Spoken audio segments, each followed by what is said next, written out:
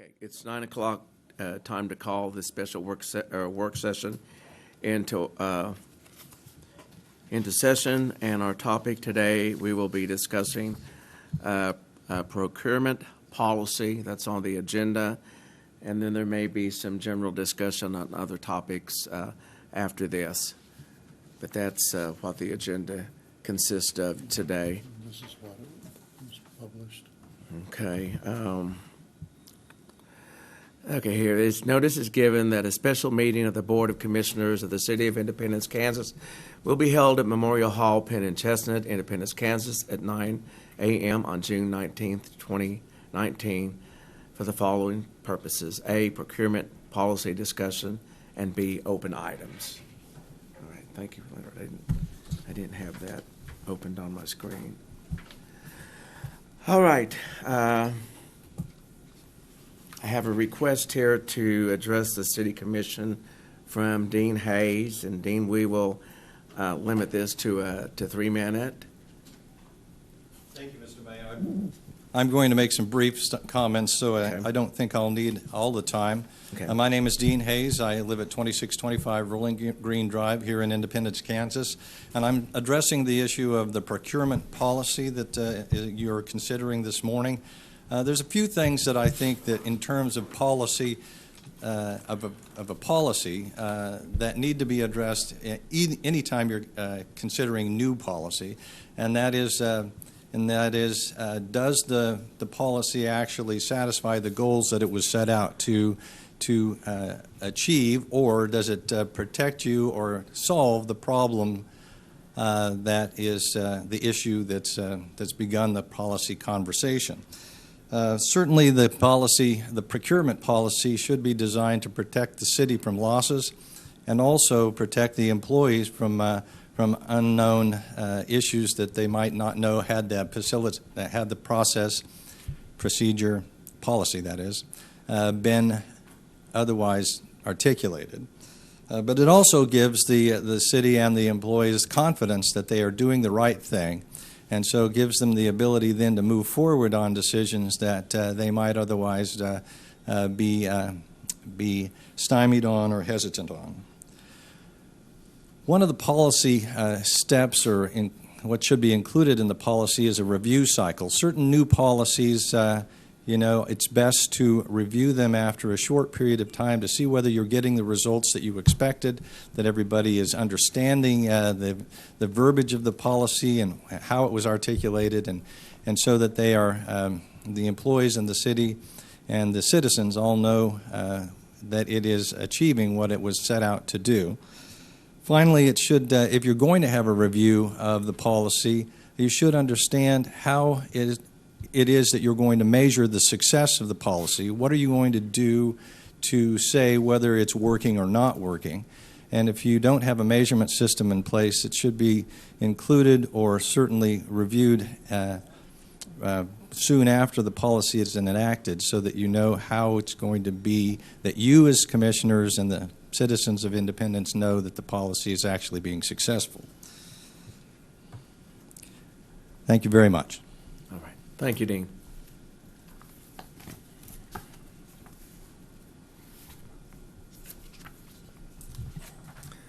All right, let's get right to it. Everybody has their copy of the procurement policy in front of them.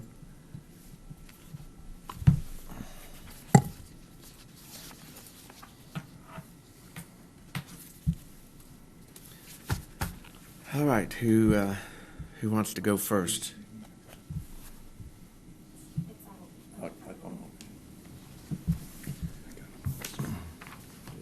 Okay. I see that Jeff made some comments here that he wanted some things removed. We could make him go first. Or do we just go down through it and address it item by item instead of jumping around? Yeah, let's just, Okay.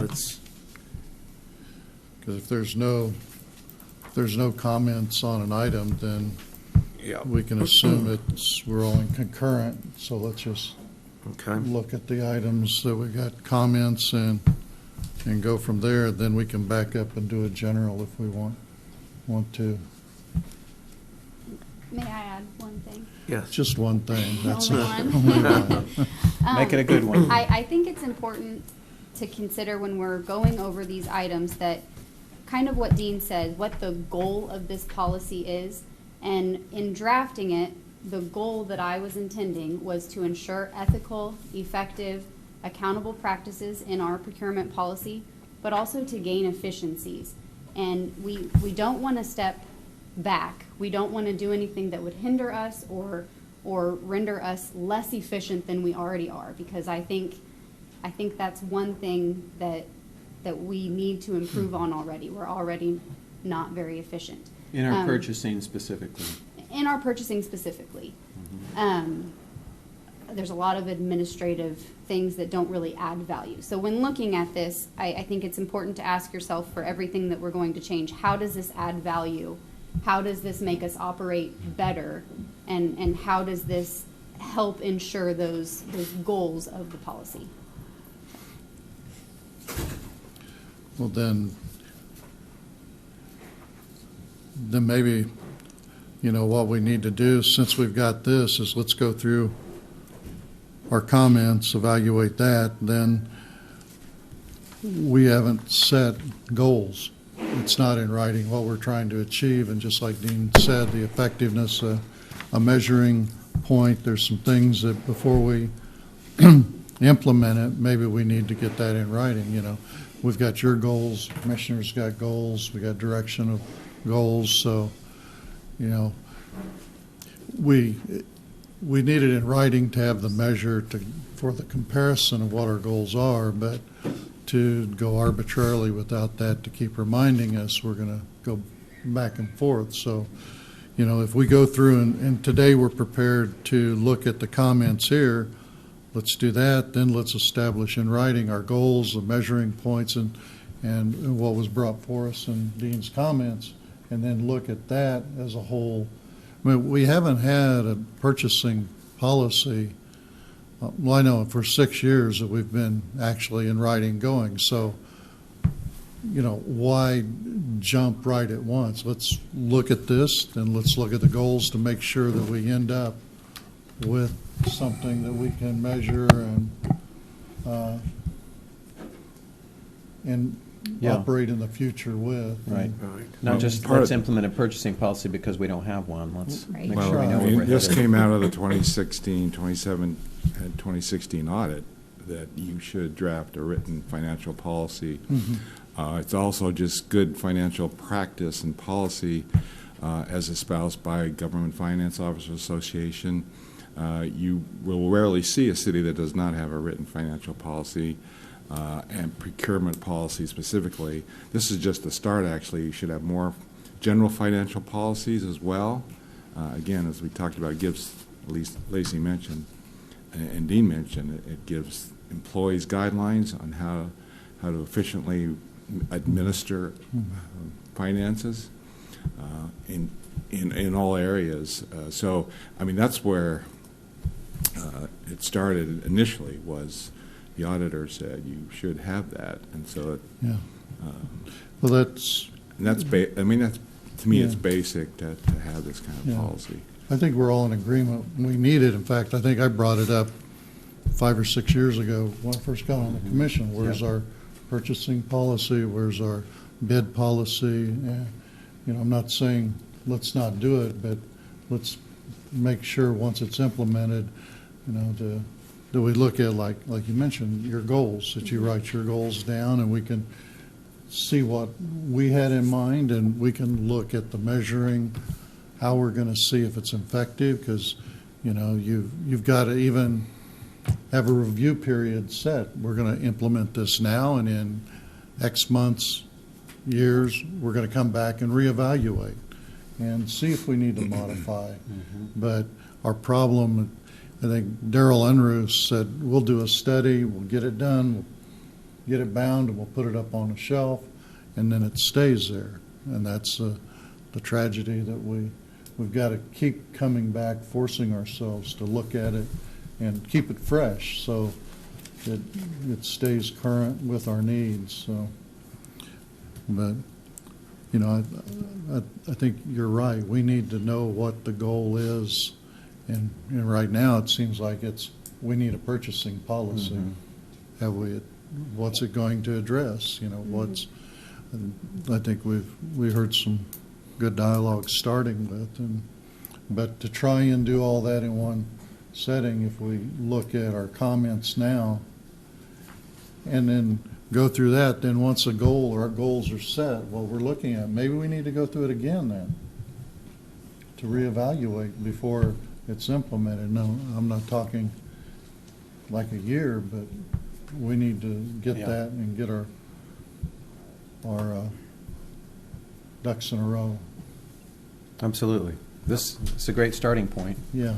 And, All right. So, Excuse me. my thought was just if we jump to the comment portions and start working there instead of read the whole thing, it might Yep. expedite our time. I think that's a good idea. Okay, well, let's go to page 2. We're Gary on. has one on the first. Oh, okay, sorry. I had already moved past that. One. Yes, You don't have to read my comment. okay. I just, I'll read it. I mean, Okay. I'll read it in my, oh, yeah, internally, yes.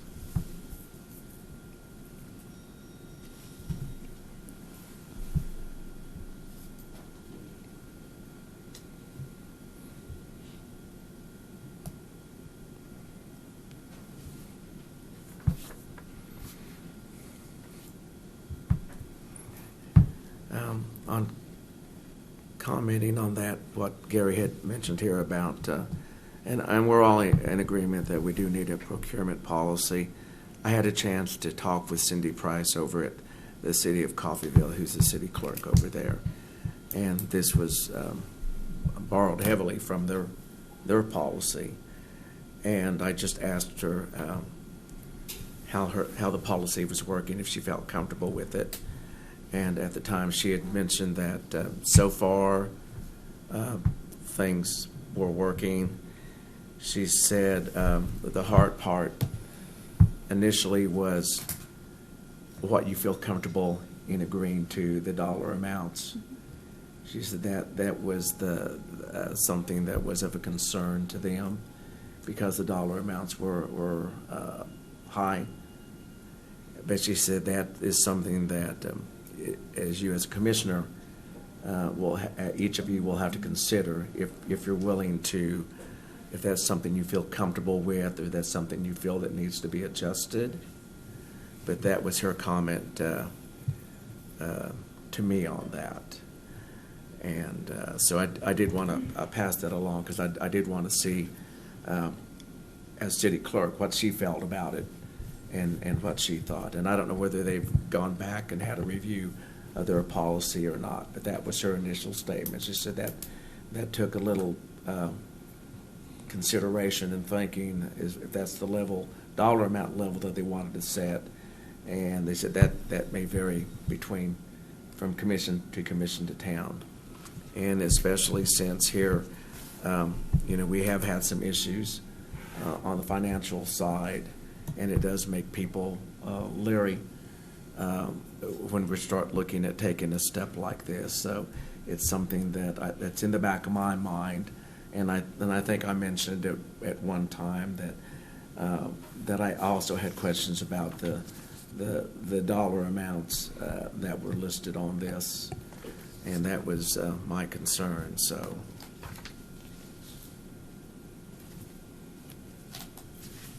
Great. So,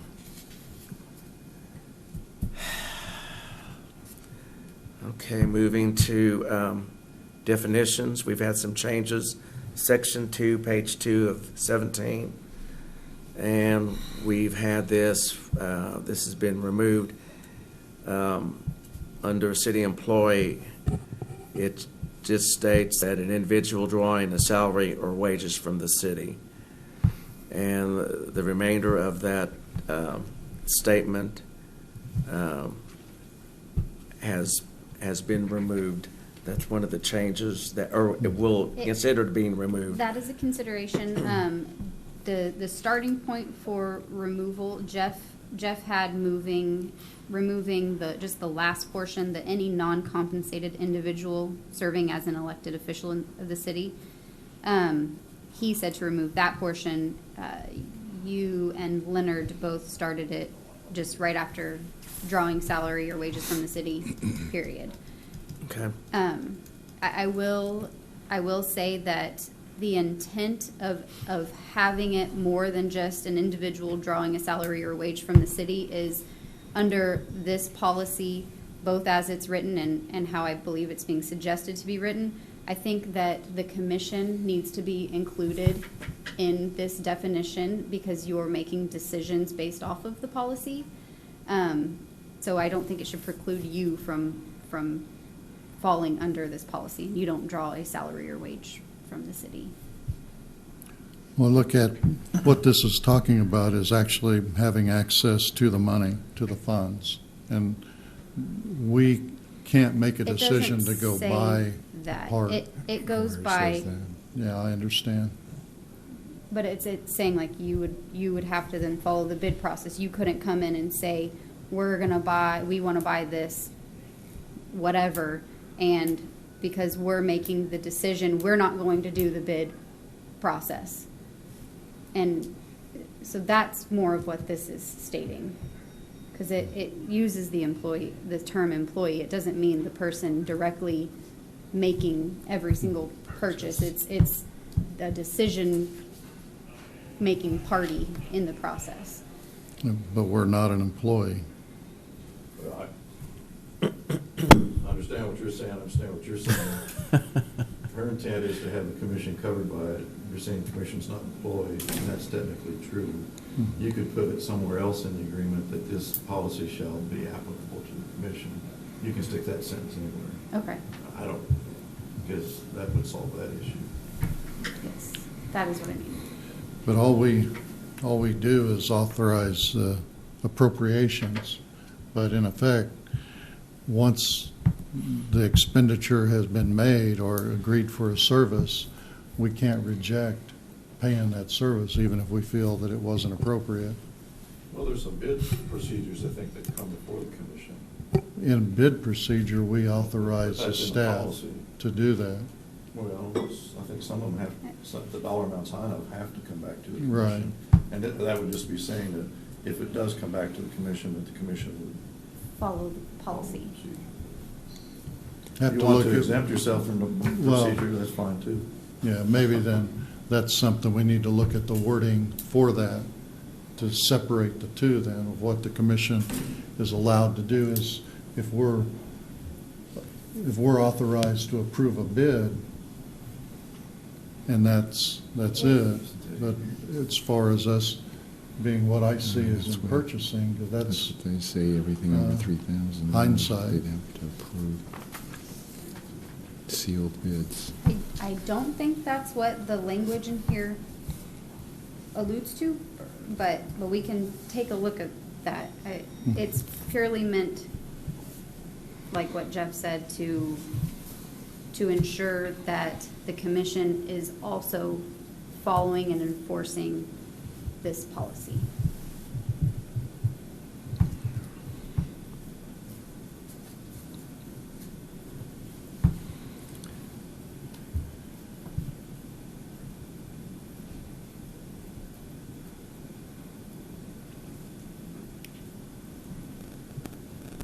okay. I mean, not every employee is able or has access to purchase anything regardless. So, I mean, just because you're an employee doesn't automatically give you rights to purchase anything on behalf of Right. the city. So goes both ways by saying city employee. It's not every single city employee because they don't all have access to it also.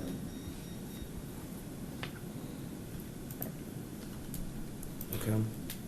I was thinking also that this, some of this other language that we're looking at removing might cover some people who, like, work for the housing authority. Are they, they're not They're technically. not- Not covered under not this. covered under this. They're not. They're not. So, They're separate. Yeah, the housing authority is a separate entity. right, that's why I thought we were trying to say that they needed to adhere to purchasing policy also. They're bound by their own They're bound guidance. by their own guidelines. Okay.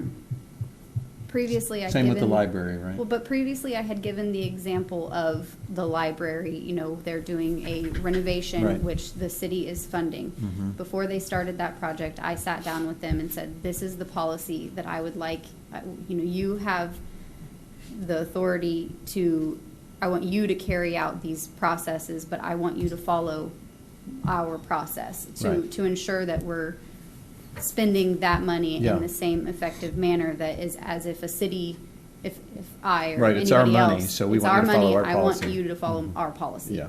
And they agreed to it before we started anything, so that was what that was intended to cover. When, in the case of the library, if they want to do what they're doing, change the floor plan, do real construction of that, it's our building, then that should have gone under the city. We should, even though we screwed up with giving them the money for it, it should have come out of, we'll allot you 60,000, but the contract should have come to us because it's our building. And then the purchasing policy comes under it. So you would like the city employees to spend their time and workday facilitating that? It's, the way we looked at it is they know what they need. It's more effective and efficient if they have that, but we have an oversight role. That is the way I intended it and interpreted the relationship to work. They hired a contract, an architect to do the drawings. Then that was issued. I assumed it was, because I think we might have even paid for the architect above the 60. It's hard to tell. But they hired an architect to do the drawings. Then the work should have gone to bid. And the contract then should have been from the city because it's a city building. And then, I don't think their dollar amounts were that high because I'm operating under this right now. So I don't think the dollar amounts were that high, but Well, as you recall, they came and requested right. funds to do, they showed us a plan, what they wanted to do and Mhm. everything. And, we did not give them a grant. We said, you'll do the project, but it'll be under our guidelines. But it's up to that amount. So they're not going over that or anything, drawings or whatever. It's just up to that amount. But you're right, we did turn it's under their auspices, under their board, to get the project done. But we're just funding it as they do the project. So I just want to make clear, nothing's going over that 60,000. But we are making sure, again, following good financial practice. When we talked about it, I thought they requested 60,000 into their budget for the work, and I had the impression by doing that, then it went into them handling the whole thing. Instead of we're allowing 60,000 in our budget, you do the work and we'll pay the bills. That's what they requested, but we just didn't want to transfer a grant. It wasn't just a grant again. It was up to 60,000, the way Okay. we looked at it. And as Lacey mentioned, she met with Jerry and went over, follow these procedures, which are good procedures. Okay. Well, see, that's where, sealed, when we you know. last talked, they So requested coming- it, and it was shown into their budget, and that's what I thought was done, because it budget. never came back to us. we have not And just so- transferred $60,000 to them. They're following our guidelines, and as expenses are incurred, they're submitting them for reimbursement. And that was the impression I got when they came for presenting their budget and requested the 60, because it showed into their line items. I don't know what you guys Yeah, thought. that's what they budgeted. That's what they That's- requested in their budget. That would be but- correct still. Yeah, Mhm. that's I didn't know if that's what you guys thought, that it was put into their budget. The way I that they remember it, spent. and my memory is never to be relied upon, but Yeah. we said that we would fund it up to that, but we never said we're going to manage the project for you. We said you're going to take care of it with your own Yeah. staff and oversee it and make sure you Okay. get it done the way you want it done. And then And we don't want to manage the project. No. We just want to No. make sure they're following. Right. Which is The why financial to policies. get back to this, which is why I wanted language included that would give me authority, explicit authority to say, you need to follow this policy. Your board may have a separate policy, but you're using our funds, so you need to follow our policy. That was my full intention with that language. Well, jumping down here, and I hate to skip going to contract, but in the governing body statement, you said the elected officials comprising the ruling body of the city that performs the legislative function for the city regarding policies and procedures, currently the city commission. So wouldn't that actually come into play? That Because could we're not, it'd be just further down on definitions. That Yeah. that could take care of it. I'll make a note to read through and how it's used in the context, but that Be- could, yes. Because you're basically Yeah. telling us that we also have to adhere to the policies and procedures being this, and identify us as the city commission. Excuse Well, me. what we're really looking at is doing definition of terms. We're not Definition. outlining What they do. the function of the, so if we're looking at definition of terms, then an employee is an individual drawing a salary or wages for the city, then the governing body is defined. You don't want to define the governing body up into the employees. So Okay. the way it stands now, that's a good point. Yeah, that would. We're not that would- talking about operation, just Sure, definitions right now. right. That would cover us, because technically we are not city employees. Right. So that would maybe take care of that definition of what the city employee, the definition of that. Okay. If you look And we at could be 1 covered point- under that. Look at 1.5 on page 1. It just says this policy applies to all purchases and contracts entered into by the city. Doesn't say by whom, it just says the city. It's pretty broad. I think Yes. that's good. So I Okay. think you're okay. Yeah. Yeah. Yeah, kind of lost focus of, we're looking at definitions, not Not the operation. meat. Yeah. I think you can put a period under city employee definition after the word city, and you're still covered under 1.5 for Okay. Okay. After this city or this the first one. first one, so And you're still you could eliminate them. Yeah, Okay, that's moving along.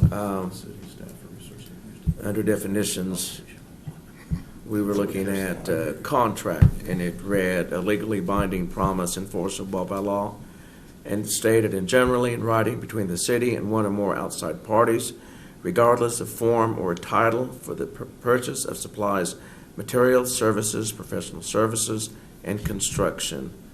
And with that, there were comments from Jeff, from Leonard, and myself to make that statement read as a legally binding promise enforceable by law, period. The reason I made the recommendation is that last phrase that could be deleted is really just an example of how a contract could be entered into. Obviously, there's written contracts, there's verbal contracts. The state of Kansas has a state law that protects it. There's a state law that says nobody can claim an implied contract with the state of Kansas. Cities don't have that law to protect them. So I imagine if you got a street department working on a line, water line, sewer line, whatever, and they need a part, like now, whoever's in charge is gonna send the most available person to wherever to get it. And that's entering into a contract. Once you make a purchase, that's a contract. So I don't know that that's needed at all, but a simple definition, if push comes to shove, it doesn't matter what we put in there, the judge is going to decide it anyway. So that's the way I look at it. Okay. You can put whatever you want in there, but it's going to be up to the judge. And that's probably a pretty good, simple definition of a contract. Good. Okay. Short and sweet. 101 different ways to word it. Sure, but sometimes less is better. Less is more. Yeah. Okay, so we don't have any other comment on that particular definition. Okay, moving along to page 4. And this was the purchasing authority and approval table. And I've already made a comment on this, and this is a comment here from Leonard. And his comment is to eliminate the purchase authority and approval table, text description only. I thought the text was simple enough. I just didn't think it needed a table. From my research and viewing other cities, it's kind of common practice to have a table for ease of enforcement, and this is something from the policy you can easily distribute to all of the department heads. I left it because I've kind of seen it as a best practice. It doesn't hurt anything to have it in there, and it's a tool you can use to help facilitate enforcement. I mean, yeah, that's right there. And in my research, and we've done independent research, but even prior to Lacey coming, you'll see that in a lot of purchasing policies. So it doesn't hurt anything, but it is a good, clear way for departments, instead of wading through text, they can see right away, the different levels of authority and what purchasing power or authority we have. Yeah. So I urge to keep it, but as we proposed it. I like it too. It's just a lot more work for people to read through a lot of text, and so people will often not do it, in my experience. It lays out what is required as far as the authority for purchase, the purchase methods, and it pretty well, you're not having to go back and look, now where did this fall at? Every time you're trying to make a purchase, what was the dollar amount and what am I supposed to do? So it does give you like a cliff note. If you're familiar with a cliff note, you get to you cover a topic, and it's takes the highlights of the topic out to where you don't have to read the whole thing, but you get the general gist of what it is it's trying to do. So it breaks it down pretty good. I never got into the purchasing part where I was employed at, but the people that did, everything was pretty well laid out to where they knew exactly what the procedure they had to go through and establish before they did something, and it was pretty much laid out. So that I don't particularly have a problem with. I just was thinking once is easier than twice. When you put something in twice, Yeah. now you've got to coordinate to Maintain. make sure two are right, and words are always better than a picture. Yeah. So that was my thought. Make it simple. We're describing it in verbiage, so Right. Either way, if it's just another thing to make sure it's corrected if anything is modified. Yeah. So And like it, okay, I think we're okay on that. Moving along to page 5 of 17. And we're starting with item 3.4, which is purchases of $1,501 to $15,000. And it reads, purchase of at least $1,501, but less than $15,000 may be made by the department head or her designee. These purchases require the department to obtain at least 3 competitive fax, email, and or informal written quotes. And Leonard has made a comment here, and I'm looking at this, and it looks like you're wanting to restrict this dollar amount from, if I'm reading this right, from $1,501 to $3,000. Is that Right, correct? right. Okay. And on 3.4, 5, and 6, that's what I did reduce the spending limits more in the case of looking at the county purchasing agreement. I read through it, and with their spending budget, it was much greater than ours, and I thought, well, why would we want to increase the spending limit above the county? So that was the reason I made the comment there. And then also the department or his or her designee that, again, keep it simple, that everything goes to the department head, then you have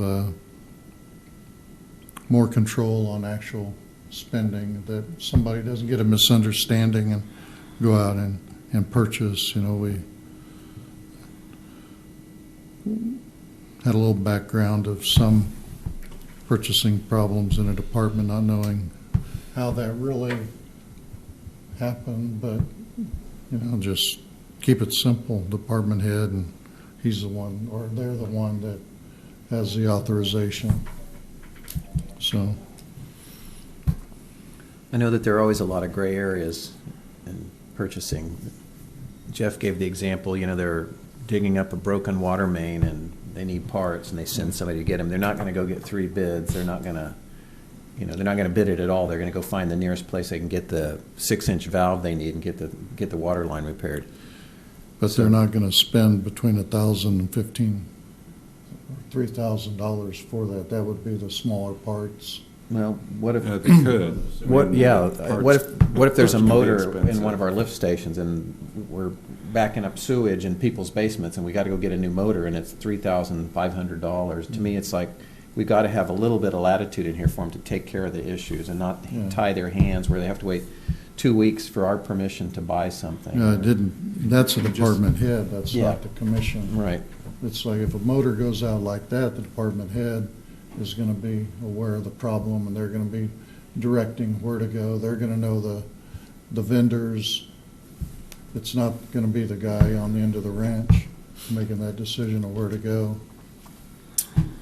There. Well, The way the recommendations were worded, maybe it's just for discussion, but anything over 3,000, it would force the bid process.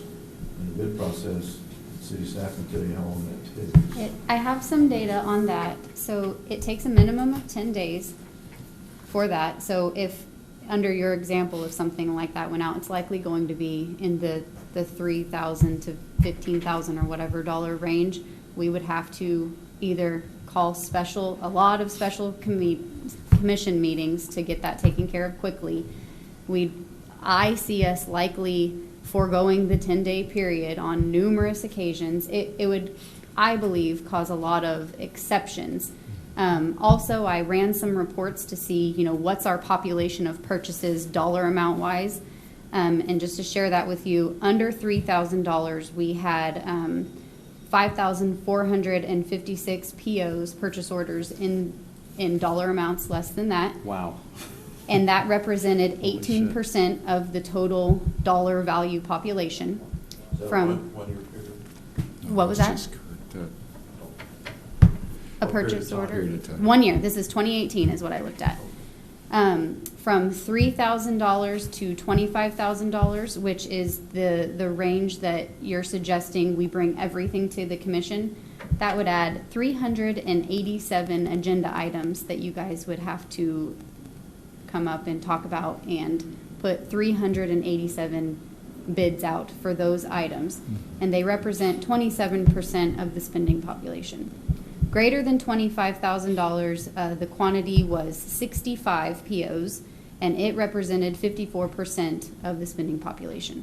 So even the majority of the dollar value that we're spending, we would capture that and buy a commission agenda item in the $25,000 or greater limitations.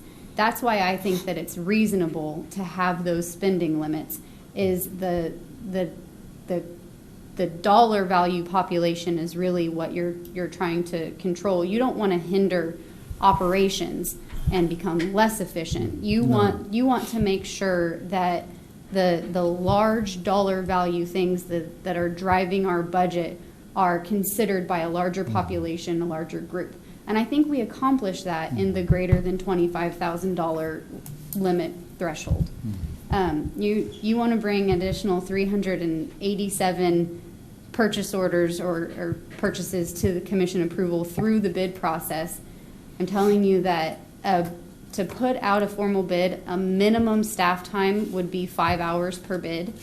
So if we took the 387 and the 65 and just looked at how much time that would take someone, it would be 2,260 hours of staff time to go through that whole process of a bid, which is more than a full-time employee. So we would, to do something like that, we would need another person to fill an administrative role just to write bid specs and just to post those and go through those and facilitate that.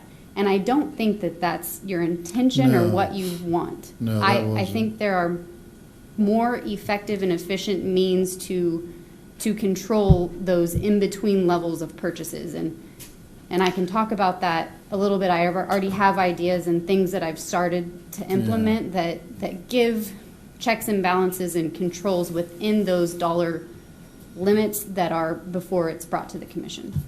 That wasn't what I was thinking. I see what you're saying, that there's a lot of items that we purchase on a daily basis that could exceed that value, and that wasn't what I was thinking in that case. But when you take the literal direction, it's quite a magnitude that When we proposed this policy and drafted it, as Louis mentioned, we relied heavily on Coffeyville's policy that was fairly new, and so but we looked around, as both Lacey and I have, and Mike before Lacey.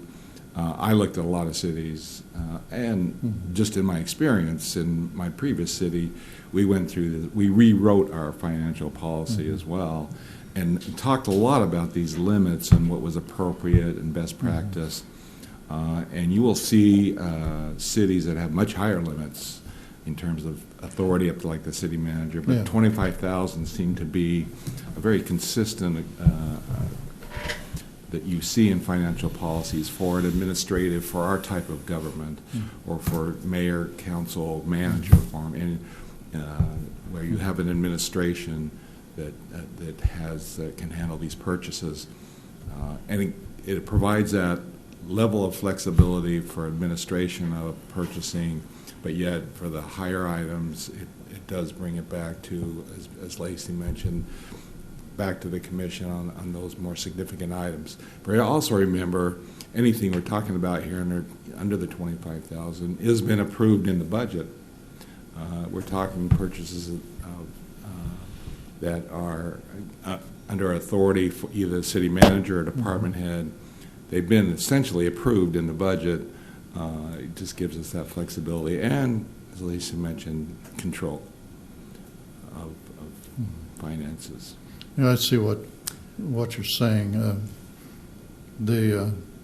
I think this dialogue would have helped when we first established this. Instead of being given the completed purchase policy, we sat down and kind of walked through it initially, instead of being handed a document for us to review. Because I could see when you show those numbers, and then looking at some of the purchases, at the literal interpretation, that it's like,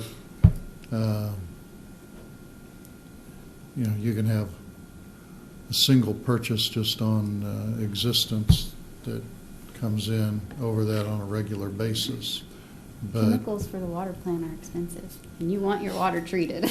Yeah. We don't want a meeting every time we have to purchase chemicals. But we do approve the budget. That's the point, that on the chemicals, we are authorizing a bid and a contract for the year, but we don't want to come back and every time we get a bill for that chemical, approve that bill. Because it does come through bidding, and the commission does approve the vendor annually for those chemicals. So in that case, it does come to us. Yeah, But if- I mean, we do right. have contracts like that, like our fuel contract Right. with, at the airport. We have one vendor, that's who we contract with, but we still set that. This would just make that process more efficient because it's laying out the steps. I mean, we're gonna bid it out, or even if it's just a informal written or whatever quote, it's still a process by which to facilitate the best price for the city. And, then whether or not we have to bring it to the commission. I mean, you've approved it, you're now entrusting us and me as the finance director to ensure that we're going through means to get the best deal. It's more efficient. I don't know for things like that, if you've got a good policy, it doesn't necessarily add value to add another step in the process. And another concern was, with that dollar limit, sometimes you get vendors who, if you had to go through a formal bid process, they would not participate. They'd say, that's really not worth it to me to do that process. I mean, that Yes. could happen as well. And we certainly wouldn't want to preclude eliminating vendors, i.e. you want to be competitive, you want to get competitive prices. So, I mean, that's why the limits we are proposing are another reason we set them as we did. And it was, again, I must have looked at 30 cities, different policies, different size cities our size basically, but in that realm, but even much larger cities and smaller cities. But so we think it's the best practice what we proposed. I hesitate to bring this up because it's a sore subject, and it took place before anybody at this front table was at this front table, but we had a city employee who was a department head that was inappropriately spending money to his own benefit and ended up in prison. And just before I moved here, I was on city commission in Baldwin City. We had the same thing there, a department head that was making all these purchases for himself, and he ended up in prison. So have we got safeguards in place? Because again, it's like, okay, well, I love our department heads. I think they're all wonderful, but are we protected? Do we have checks and balances in place so that can't happen again? Yes, and I am also implementing more. For example, I am in the process of getting a P card, a purchase card for the city, that it has such great capabilities as far as checks and balances. I can go in and limit a certain card to a dollar value transaction or a numerical quantity value. So you could only make one purchase a day under this card. It has tons of alerts that say, I can say this card can only be used at the pump. So if an employee tried to go in and buy gas and lunch on it, it would deny the card and send me an alert. So it's got all the bells and whistles. So I am using that. I intend to set purchasing limits in line with this policy. It's also nice that I can change those limits in real time if needed. It's easier to track, and there's more protection when purchasing under a credit card. So, for example, if there was something that we're purchasing for $4,000, I can go in and lift that, run the card, and then reenact the limit to ensure that we're sticking with this. So I can do things like that. We also have a purchase order system that was enacted after that, I believe, where the department heads, submit a purchase order request. Where we could improve is how and at what point in time we upload and attach like our written quotes with it, but that's part of what I'd like to change. When you enter in a purchase order request, you've got, for it to be approved, you have to have the 2 written quotes that are applicable under this policy. I look at it under, we have following these dollar thresholds. If it's over a certain amount, I look at it, the department head looks at it, and Craig looks at it. So there are checks and balances. I think the one case where they were spending within their budget, but they were taking the products they purchased off city Right. property Yeah, and keeping exactly. them elsewhere. Mhm. And then when they relocated, they took it with them. So something like that, the purchase or procurement policy isn't going to Solve it. solve it. There's always a way that if you intend to be creative, that you can Yeah. find Devious. ways around. Mhm. And, that comes, the only thing there is an inventory system that somebody else monitors, but the procurement problem, they stayed within, I think, their allotted Yeah. limit. It's just what they did with it after it Right. was received. So that policy, what you're talking is almost like a key card that you can program access in and out of a Right. space. And that sounds the next step above this. It will really, It's what I see as Safeguard. tool to Mhm. enforce and, like Dean said, measure our compliance with it, is what I intend to do. okay. Okay. So you two are comfortable with the spending limit that was originally published, and I'm good with it. This is the one I struggled with the dollar limit at the top end. And basically from comments that I had already made earlier. But I'll be honest with you, I had a hard time coming up with where to set that dollar amount.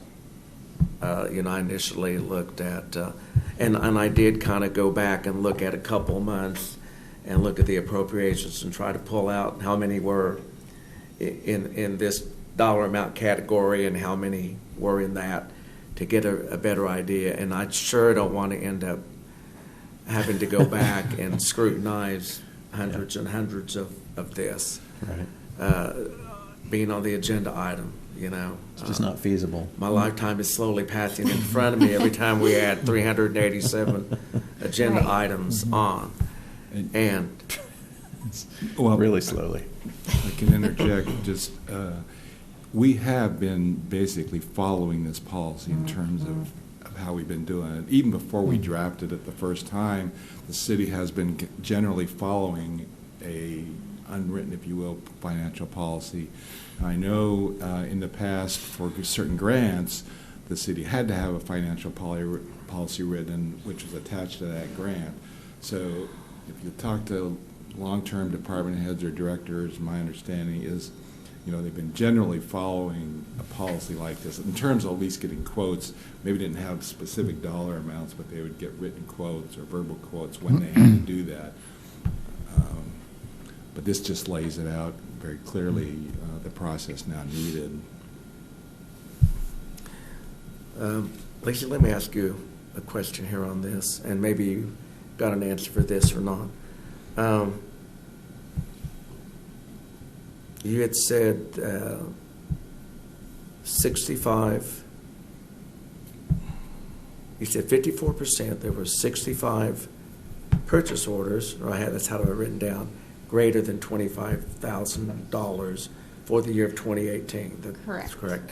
Now, would those have been for like your insurance payments or items like that, which normally, I believe or you're insurance. talking about actual purchases, not that would be like your capers, your insurance, No, your. so I excluded any payroll or insurance, that would include like one purchase order for the city's liability and auto insurance, that would include one of those. Okay. But I excluded any payroll-related items and like employee benefit-related items, because that's not really applicable to this. Sure, sure. I think when I was looking at some of the examples you sent the city of Winfield, there was a paragraph listed of items that that were not part of this policy because they had to deal with insurance premium policies and related items like that, and it gave a list of that. So I was just curious as to what those actually were. But all those that were pulled or that were identified would have been something. These would have been goods or services or contractual items. So they would have all come before us. That If this population policy- of 65, yeah. Yeah, they would all come before us for approval. Mm-hmm. So that's what I was getting at. Yes. If you had eliminated those things that weren't actually part of Yes, this. I did. They weren't part of that, so. Well, being that I couldn't come up with an amount that I felt was comfortable with me, I had looked at $10,000, to be honest with you. But the purpose of this is that we can go back and evaluate this again. If we decide that these limits don't work, then we have the authority to go back and change any of this that we want to if we see that that's not what the intended purpose of that was, is not being met, or we're having an issue with that. Because this is a process that we're going to continue to evaluate over a lengthy period of time and work out all the little kinks and bugs that might be in it, because what might have been good for the city of Coffeyville might not exactly fit all our needs here in the city of Independence. Right. So with that, I guess for now I'll go along with this, but with the understanding that we want to see what this looks like down the road, and if we need to make adjustments in these, then we have the authority to change, to go back and look at some of these policies and adapt them if they're a better fit for what it is we're trying to do. So, being I couldn't actually come up with something other than this, for now I'm willing to go along with this. Okay. Yeah, like Dean said, I think when we finalize this, whenever that happens, I think it's a good idea to just say, and let's just decide now to review it in 6 months or whatever and see how it's working and whether we want to make some adjustments. Right now we have no policy, so to me any policy we put in place is better, but I don't want to hamstring our city employees where they have to come to us for 300 approvals. No, that's right. And like I said, these items are coming before the commission anyway to sign off on. The large ones, yes. The large ones are, and as of now, well, prior to following the policies that we are now, of what you've got written down here, basically we're making it, and then had the cart before the horse. Now we're going to try to put the horse before the cart and lead it. So, yeah, I'm willing to go along with this for the reason that I've stated. So, and these were the same comments that Leonard had made on items, the 3.3 down to including 3.6. Yes. Right. Okay. Okay. Moving along to page 6 of 17. Going down to statement number 6. And I'll read it. A statement that the city manager may require that no bidder may withdraw a bid for a period of up to 45 days after the date and hour set for opening bids.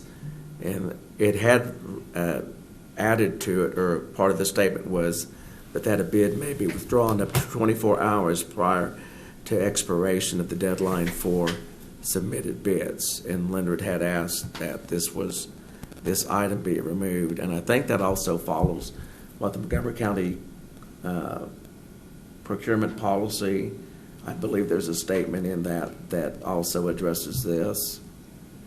Correct me if I'm wrong. Once you submit a bid, you can't withdraw it. I would just ask, why was that put? What benefit does that add? What's your purpose in removing that, so they can't withdraw a bid?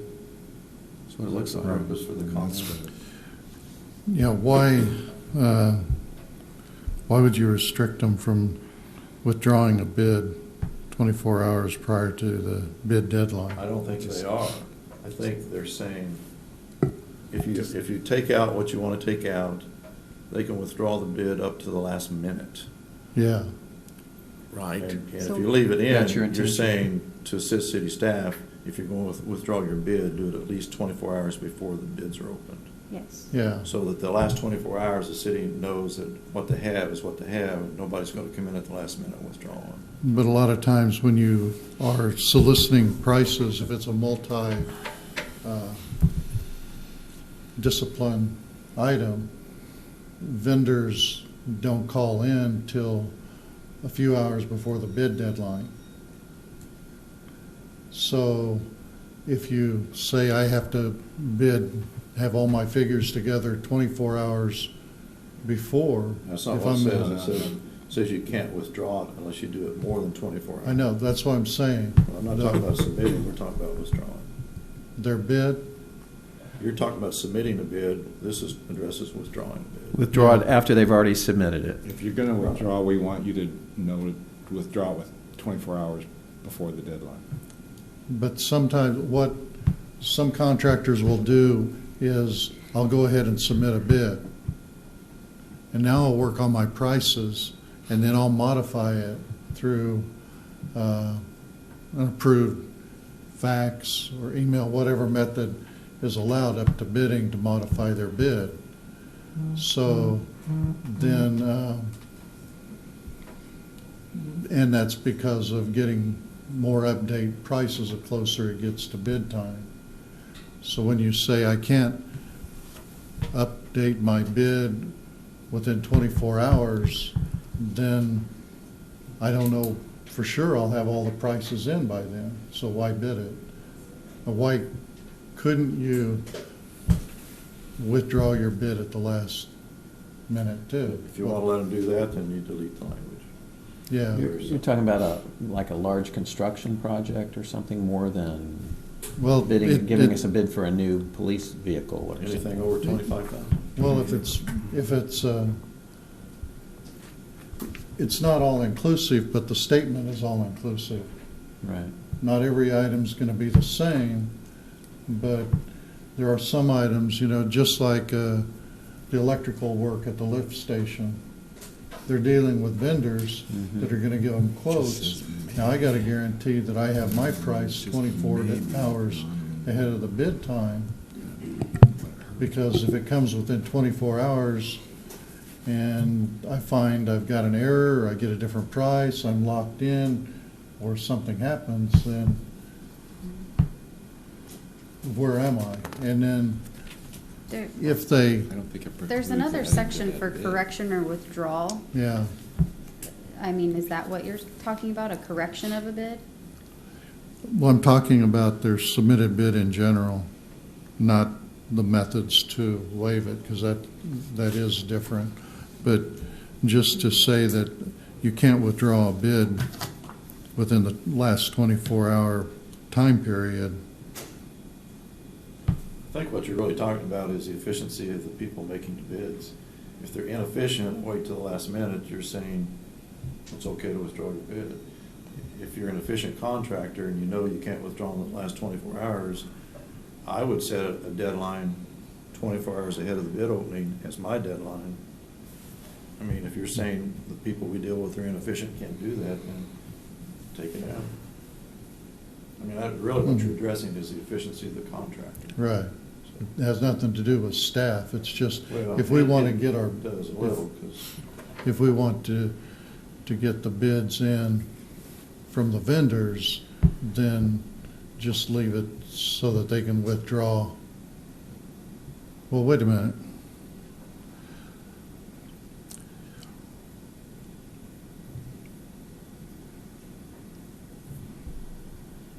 Yeah, I just don't see any advantage of saying 24 hours. I don't see how it's going to be. I think it could limit some bidders generally. procrastinators. Um, The procrastinators. Well, and see, that's what I've seen though. If I have a project out to bid, I don't get calls from the contractors till the last 2 or 3 days. And they're still submitting prices up to the last minute, and some will go ahead and I'll submit a bid, so I get my name on the list and I have a price there. I'm gonna make it high, and then if I get quotes, I'll come down on a modification. So what is it, in that case, if I can't withdraw from 24 hours, then, we're dealing with them, not us. So, As a consulting engineer, I've been writing specs for 38 years, and I've never actually had anybody say they wanted to withdraw a bid. Once they submitted it, I've never had anybody say, I want to back out my bid. But my projects are not nearly as big as the ones you're talking about, and I don't think it makes any difference. Well, I just don't. that's again- I don't care either way, because I don't think that many people are going to want to withdraw their bids. I never see them turn in a bid before a few hours, actually, of the bid opening. So- That's typical. Yeah, I Which would agree be fine 100%. in this case. Huh? Typically, of the bids that I've received so far, not since I've started with the city, it's half and half. Half of them come early, half of them come right at the last minute. Mhm. So if, So I don't think it's going to be an issue. You don't get that many people saying, I withdraw my bid, at least in my then experience. why are we limiting the time to withdraw? I'm happy to delete that if you'd like. Yeah. Like I said, I don't care either It's way. just a may, not a shall. Yeah. May withdraw. If you think that will No, it make somebody says- hesitate to submit a bid if they can't withdraw it. I think maybe more, I was thinking it was just redundant. Yeah. If somebody's gonna bid, they're gonna bid, Right, so why are you gonna limit them yeah. I in don't- that period? I It just seems a agree. redundant I don't think statement. it's an important statement either way. Yep, after listening to you two, you two have dealt with this all your careers, so this was something new to me, but I don't have a problem as far Yes, as, I could see the first part of the statement is saying that I'm gonna guarantee my bid for 45 days after the bid date. Yeah, But the last part is redundant because they're not going to withdraw if they're going to submit a bid. right. Let's take it out. all right, That was, we're all in agreement for that particular item. Okay, moving down to statement number 7. Below that, the paragraph reads, each bid submitted to the city shall be signed and closed in a sealed envelope and filed as stated in the advertisement for the bid. Fax or email bids will not be accepted. What we want to remove from the paragraph, this is what the rest of the paragraph reads.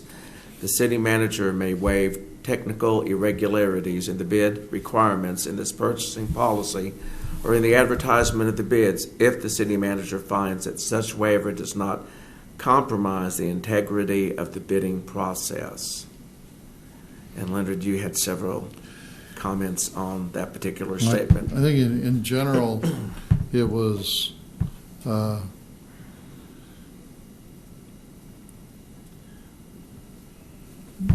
the idea of if it doesn't compromise, it's a judgment call. There's no definite form of consistency that I might choose, and from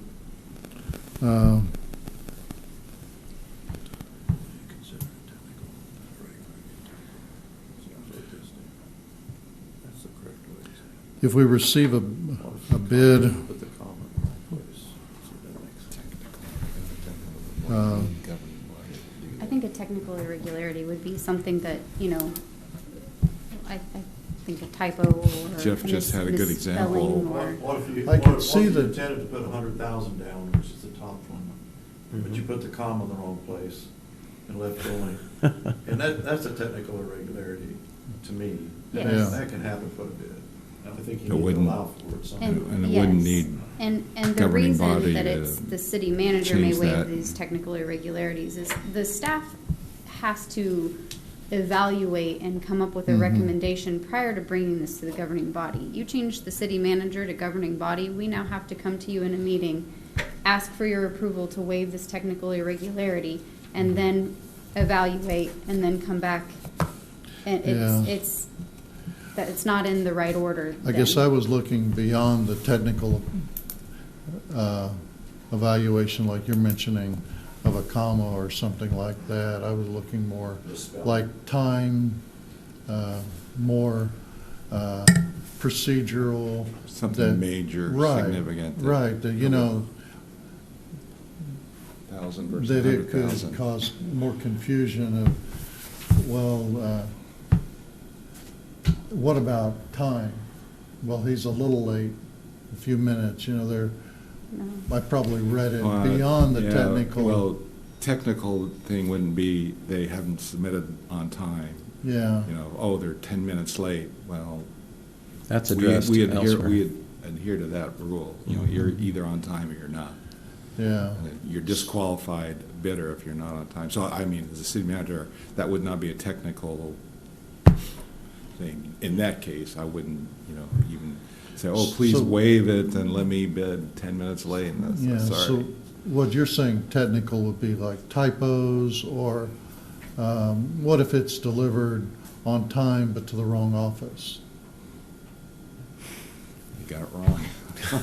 I've had that. Good I've had that. Yeah. I've had that situation happen, and we didn't accept the bid. Not here. Yeah. But I've had that happen where And that's what it's should very happen. clearly in the bid process. Yeah. You know, here's the date, time, place, mail, Right above it hand says, deliver. Mhm. Specifications will have the time and place where the bids will be received. If they're not, they're not. And if the contractor's not careful, they may. Well, Is that a technical error, though? No, No. because 4.4 right below there says bids not submitted by the required deadline or else. Mhm. Okay, I think you're covered there. yeah. I don't see technical irregularities occurring very often. Misspellings, yeah. putting a comma in the wrong place, making it, it's an absurd, you look at it as just an absurd. Accidentally adding two, you know, it's a, however price, you accidentally add 3 or 4 zeros, something you can tell right off the bat is Hmm. a technical error. Like if they wrote the wrong number and typed in the right Dollar value, yes. dollar value, Mhm. or Those Mhm. things. That's good. gives you the flexibility. In some cases, I've seen that come to an issue that other bidders want it thrown out. You know, where is that line of technicality? Yeah. Consistency is what we're looking at. Okay, Okay. yeah. I Just- also, Go ahead. yeah, I also had questions about the technical irregularities and a further explanation on that. But I'm good as far as waiving that part of that statement from that paragraph. That's been highlighted here, what we're looking at. So leave it in, leave it as Hmm. is what you're saying. Yeah. Okay. Let me see here. Okay. Page 7 of 17. Item 4.7, correction or withdrawal of bids, cancellation of awards. And this one here, when I looked at the Montgomery County's procurement policy, item 5, formal bidding process, in it they indicate that alterations or changes should not be allowed on bids. Now this one reads, the statement that's highlighted, I'll read it as it's written. A low bidder alleging a material mistake of fact may be permitted to correct its bid if the mistake is clearly evident on the face of the bid document and the intended correct bid is similarly evident. And the way this statement reads, I'm sorry. I read the wrong statement. My question was this, and I was going by what the Montgomery County procurement policy was. I dropped down too far when I read that. It's my mistake. And I understand why that's in there. Mistakes discovered before bid opening may be modified or withdrawn by written notice received in the office designated in the invitation for bids prior to the time set for bid opening. After bid opening, the following provisions shall provide, and we'll get into that later. So that was just my question on that. And that would go back to the what we just discussed here, the technical irregularities. That would be where that would fall in, to where you would indicate, in this case, a dollar amount of one, and you would have it written down as something else. Is that what we are going back and referring to then in that particular statement? Is that what we're trying to correct in those type of instances?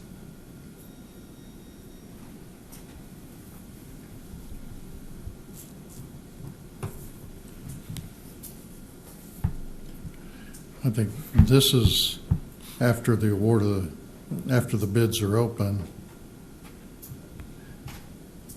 And what I was reading in number 1, a low bidder alleging a material mistake of fact may be permitted to correct its bid if the mistake is clearly evident on the face of the bid document and the intended correct bid is similarly evident. And after the bids, I'm reading it, that after the bids are open, and I say, whoa, I've got a mistake in my bid, I need to correct it, the amount. I missed concrete, so my bid's wrong, and I can correct it, and I was low bidder. I'm reading it that I can correct that amount. Is that what it says? No, Yeah. the intended correct amount has to be also evident on the document. So if you quote buying 100 pieces of pipe at $10 each, but then you add it wrong, it should be 1,000, you added it and come up with 800. It's evident from the document, you should have been. Okay. That, to me, that's That an evident. error in addition or subtraction would be an evident mistake on the face of the document. It's almost the same as a technical irregularity. A what? It's almost the same as what we talked about earlier. Yeah, same. Technical. Irregularity. Now, paragraph 1, paragraph 2, I struggle with paragraph 2 a little more than paragraph 1. When you talk about a material mistake of fact that's not evident on the face of the document, that allows the bidder to go back and provide internal documents to try and prove a mistake. And my concern would be there, they could doctor something up if they. And I don't really like paragraph 2. But. That's what I was concerned that, it's almost like once a bid is open, and if you haven't added right, then the whole thing is thrown out. Because then you don't want that opportunity to come in and, well, I left $5,000 on the table, and oh yeah, I made a mistake, so I missed $3,000, and up their bid to still stay low. And that's what I was getting confused when we start modifying after the fact. I guess it's the language that comes in there both places. It has to be, the correct bid has to be similarly evident. On one. In number 2, well, it says the bid is not, it says not similarly evident. If it's not evident on the face, it's just like, if it's not evident, then you can still, that concerned me too. I agree with Jeff that. Yeah. So That- part when two, I not always, one, And so- when I always looked at bid forms, there was a bottom number that always mattered, Right. that's what we're issuing the contract for. And if you say you're going to provide what I've asked for, I look at the bottom number and that's it. I don't care if you add wrong or right. It's you're going to provide it what you told me at the That's the bottom. bid, and that's the bid in our interpretation. Yeah, so, to go back and, if we're saying, I need 10 pieces of 4-inch pipe, 20 foot long, then tell me how much it is. It's not my responsibility to check your addition. But once you submit that bottom line number, that's what the contract's gonna be, then no modification at all, or, Under paragraph 1, the error in addition has to be evident on the document. In paragraph 2, it doesn't have to be evident on the document. Yeah. And that's the difference in the paragraphs. yeah. So from what I hear, we're all in agreement to take out paragraph 2, but paragraph 1, are you saying still if I say, if I've got 2 different line items on my bid, $10, but then my total there is 80 plus, and then 10 and 10 and 100, and I total it to 180, but really my math is wrong and it should be 200, you're saying we want to hold them to the 180? I think they have the choice of either withdrawing or providing it at 180.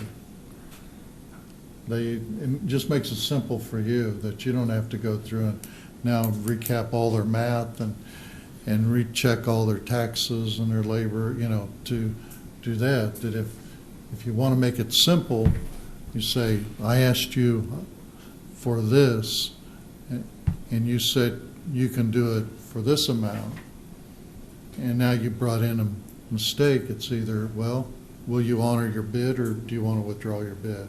So I So haven't seen this come up much. The only one that comes to mind is Trainer had a mathematical error in theirs. So under this, we would have thrown it out and said, sorry, we're going to go rebid. Which, I mean, I know we didn't bid that one, but that's the situation. Excuse me. Well, we've had some that have gone through the bidding process, and they didn't meet the requirements of what was to be bid on. They were incomplete, and some of those are automatically That's different than taught, this. different than this. But I mean, we have, I think the Trainer one is a good example. I mean, they had a mathematical error that, like, 10 minutes before the meeting, they said, oh, that number's wrong, and it upped the price. well, it hadn't been accepted yet, but Because it didn't never go through the bid process. right. But had it Well- been, we would have thrown that out.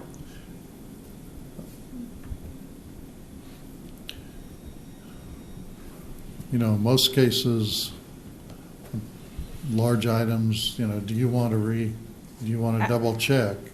If it becomes, we can leave that, if it's an evident error, we can leave that in, and if it causes too much trouble for staff to double check all the addition, and we keep finding errors I mean, I think this of would be. addition. I think they would. Yeah, we wouldn't be We wouldn't be checking checking every them. They would bid. come to us and say, we saw an error. Okay, It wouldn't be, Yeah, we're not we would being- not spend time and effort checking their math. That's not our job. But if someone came to us, like in that example, well, then. we would waive that irregularity. Okay. Then in the case that their error put them above the second bid, then you would still award it to the low bidder then, the new low bidder. The new low bidder, I would think. Well, that'd be up to you. I mean, you do not necessarily have to accept the lowest bid. Unless it's Have- unless it's in the purchasing value here that we're authorizing you to bid and implement, then if the parent low bidder comes in and says, I had a math error, and now my figure is higher and now put me above second bid, then would you award the contract to the new low bidder? And, Yes, but actually it'd be you awarding it. yeah, unless it was if it was $3,000 and the limit was $15,000, then it doesn't come to the commission, it would come to the department head. I think even And it earlier wouldn't this be year, a- we even took it mower wouldn't be bids, a and those were under sealed 15,000. bid But process. you guys approved It'd be the, a three not quotes. necessarily the lowest bid on that one. You're right. Again, I think the key thing is that to make any kind of exception, that it has to be clearly evident that, Yeah. they meant this, truly meant this, versus because like Jeff's example, you could read, well, you put down $1,000. It's really $100,000, but you put down $1,000. Yeah.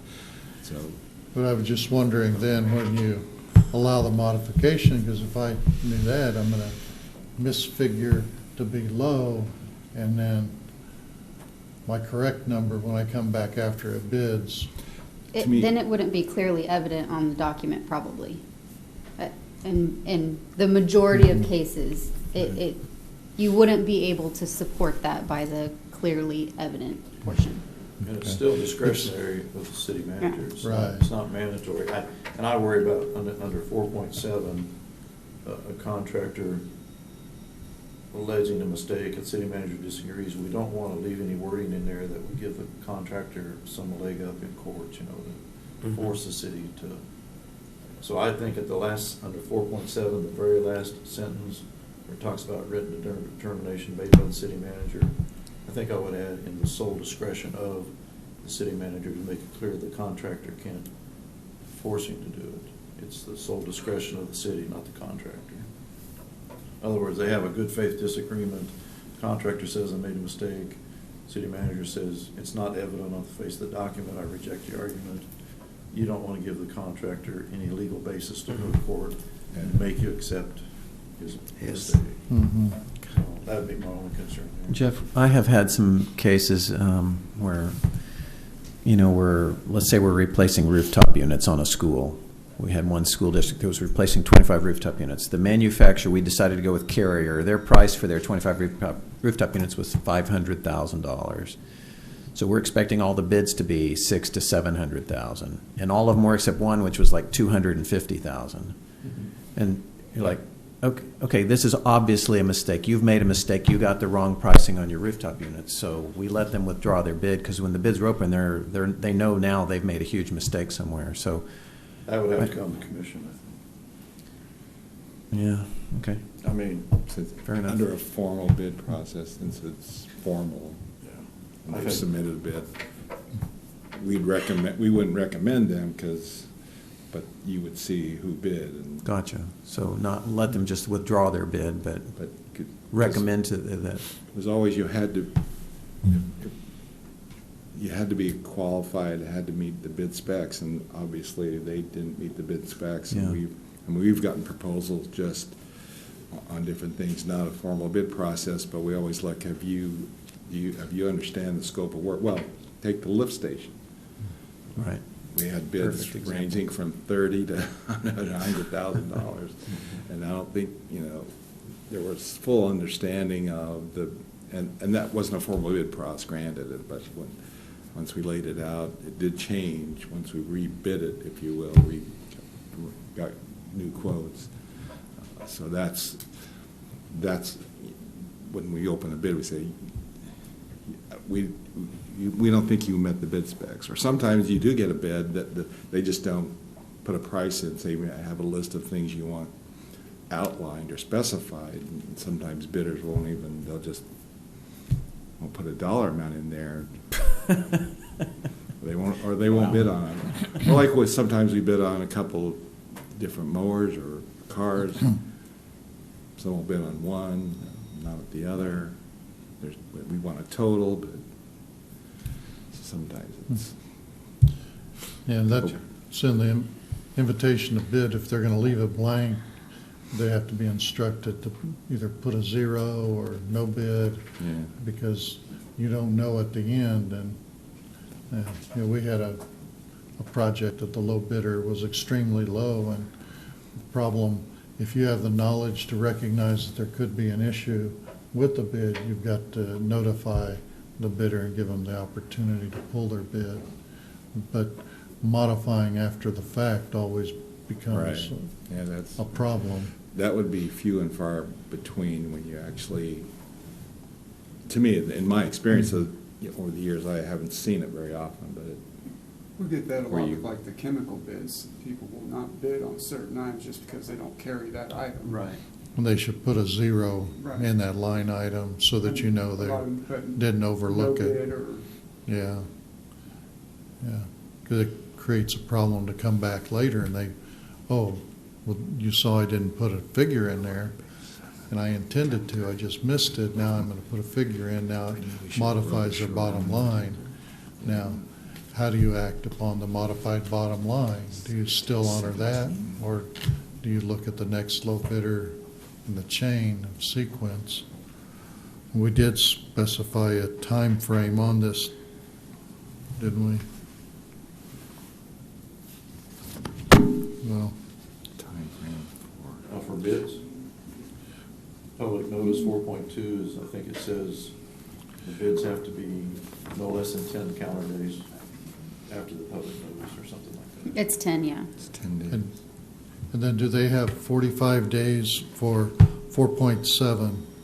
They have to honor their bid for 45 days. Okay, how, do we say how long they have to review their bid and make any corrections? No, that is not explicitly stated in here.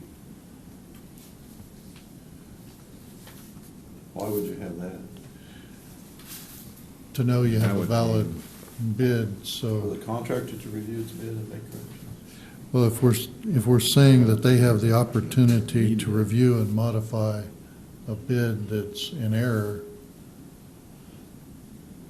I think that's just at their, if they so caught it. At the bid opening there. at the bid opening? Or when we, What if it's, Before the bid opening. no, it's after. this is It's after? It's after. It's after. So I can wait 44 No. days? No, no, Good point. to make a correction? I mean, I Yeah. think if. Is it if- written that way? I would.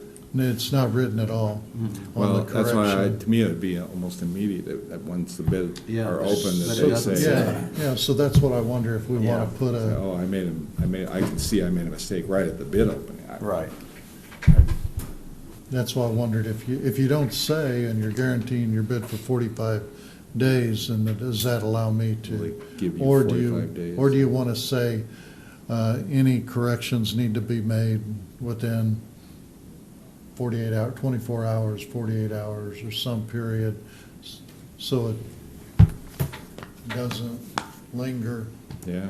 That's fine. I mean, I think you would want to put in there 24, 48 hours after being notified of being the low bidder, because a lot of those, we just get through the mail. That's a good And they point, don't too. show up at the bid opening. Yeah. After notification of low bid. So that's what we want to add to, on 4.7, statement number 1, Yeah. No, well, or I would make put it after number that, 2. probably, after that. right? So, Yeah. okay.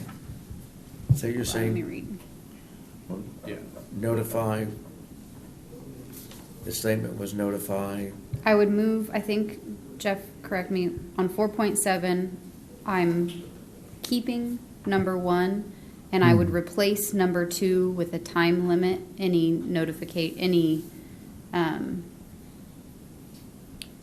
Any correction or withdrawal must be, Or you could put it up Executed in the within. initial paragraph, correction or withdrawal okay, shall before, be made within, It says a low Whatever. bidder alleging a material mistake, you could say a low bidder may allege a material mistake of fact within so many hours and be permitted to correct its bid if the mistake is, you could squeeze it in. 24 or 48 hours upon notification, something to that effect. Well, I don't care. what do you I want? would say so. Probably Yeah. 48. 48 hours? Okay, Within 48 hours of notification. Okay, Being sure. notified that they were the low Yeah. bidder. Being a low bidder. That makes good sense. Okay. So right now it's pretty open. okay. Okay, got it.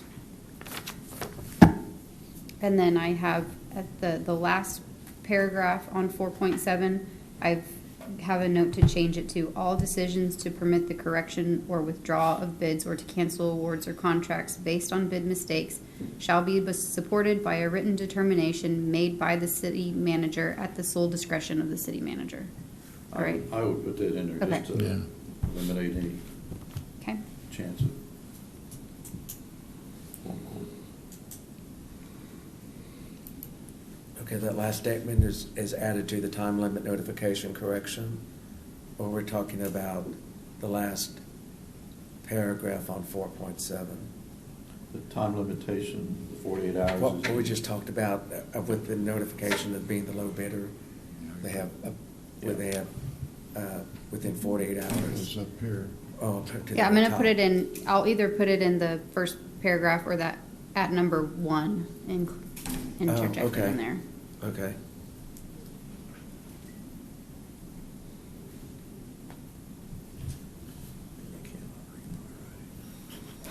I hope this makes sense when I look at it later. Okay, and number 2, on 4.7, we've eliminated that altogether. Is that Yes. correct? Okay. And then moving down to the last paragraph of that, Leonard had a comment on that. Now, from our other discussion, Mhm. we would Leave. strike those, my comments. Oh, okay. That's kind of what I thought you were alluding to. Okay, so then now that moves us I'm not down gonna do this, I'm to gonna add this. Yeah. Section 5, changes in scope of work. General and, No. You're still on page 7? yes, yeah, I'm sorry, Oh, okay. still page 7, section 5 at the very bottom, 5.1, general. That's what Leonard was just Yeah, I commenting think on. Leonard Oh, just said okay. strike that one. Strike both of those because it Yeah. Okay. related to that earlier. Okay, I think it's, most of these, I think, are related. So 5.2, we can strike that comment. 6.1, Okay. those were just dollars. Same with 6.2. Right. 6.3, we could talk about, I think. 6.3, okay.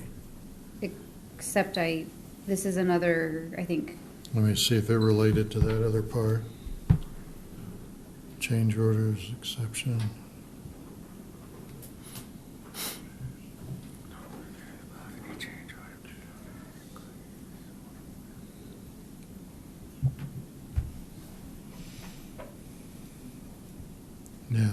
Yeah, that's strike. okay. Strike that one. Okay, 7.4 is dollar values, so strike that one. Same with 8.1. Right. Okay, so we can go to section 9. 9.1, procedure. And my question was, steps 4 and 5, and this refers back to the City of Coffeyville's procurement policy. And I can answer this question. Okay. You asked, I took out some of the steps in this procedure from the From Coffeyville's Coffeyville, policy. right. And that it was based on the steps added didn't have any value to the process really. And when I spoke with Stephanie in Coffeyville, didn't seem like they necessarily always got that whole committee. It was a big process for not a large dollar value. Okay. So I just condensed it and clarified the 4 steps that we did have Okay. to cover all of the important items in their broad process. Okay. When I read through that, it did seem like It was a lot. it was a lot, and lengthy. that they hinted that they had problems Yes. adhering to that. Mhm. So, okay, that was my question on that, because like I said, I compared both what you had drawn up and the City of Coffeyville's process also. Okay, moving to exception item 9.2, and Leonard, you had a question about this. It just states upon approval. That really goes Back. the 5,000, it goes back to To the other, comments, so okay. that'll be stricken. Strike that, okay. And moving to section 10. Yeah, on that originally, I had noted procedures for dealing with construction contracts, but That's kind of a whole nother area. When you look at general procurement, it's one thing. When you look at a construction project, they become specialized and it gets more complex to try and put them in a procurement. But I think we need to look at, for our construction projects, more detailed requirements for shop drawings, submittals, change order procedures, documentation, backup. So that kind of goes into a whole different area instead of direct in here. It becomes quite involved of actually administering a construction contract that we probably need to develop some standards for. Okay.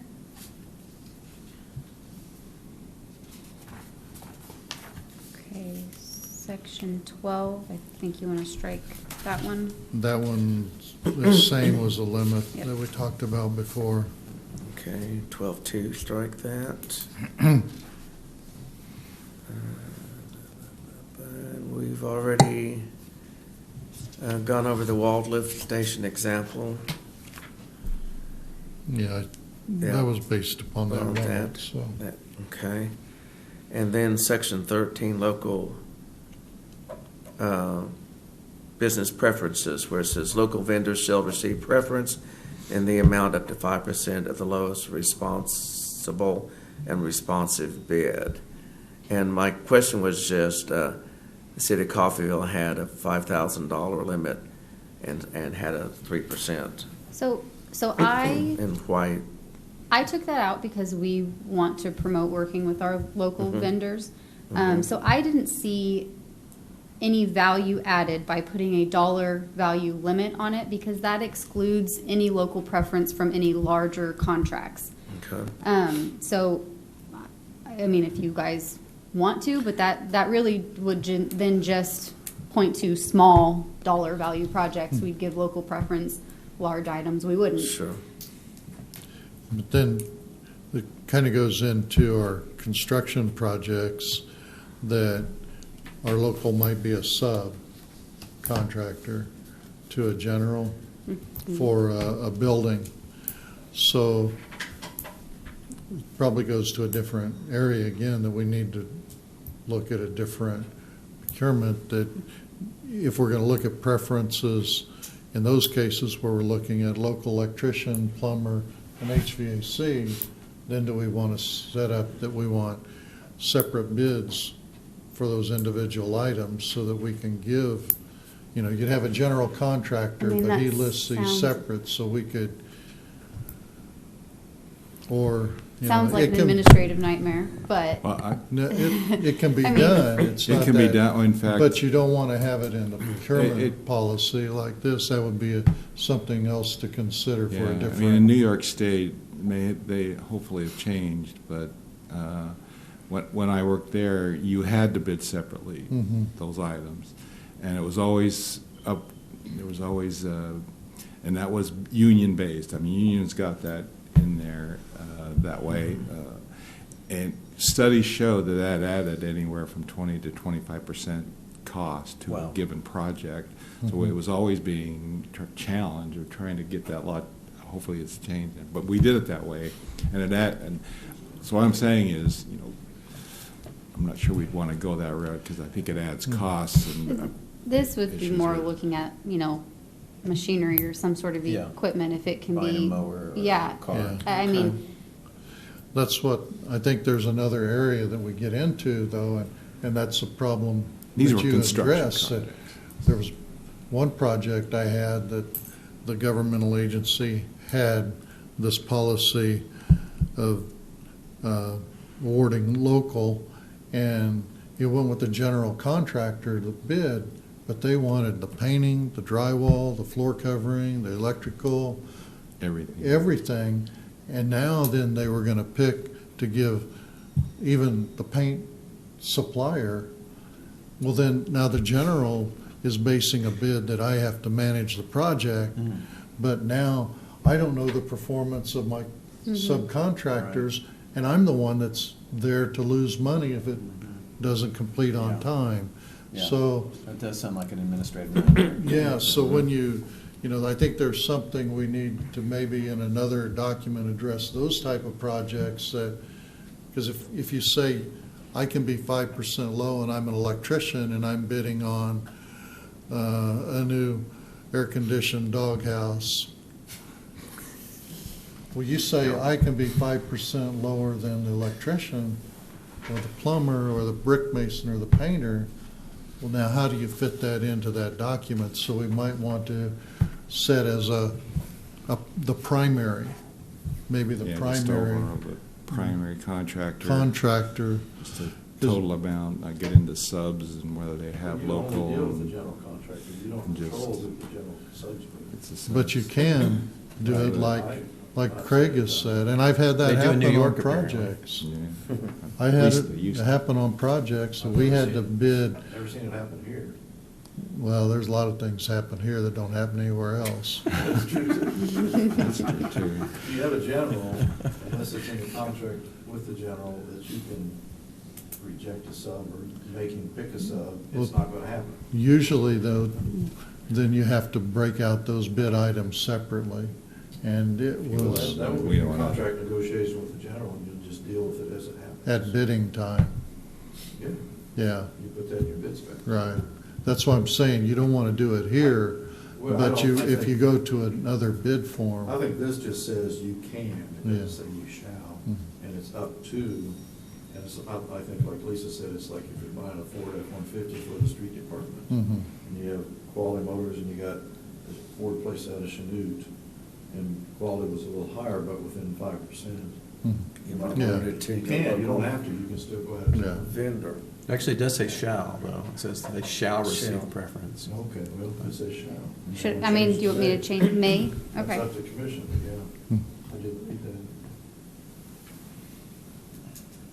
that. I think commissions generally tend to favor keeping the money local. Mhm. Yeah. Generate sales tax and all the other things. Yeah, this is, I've seen it, Yeah.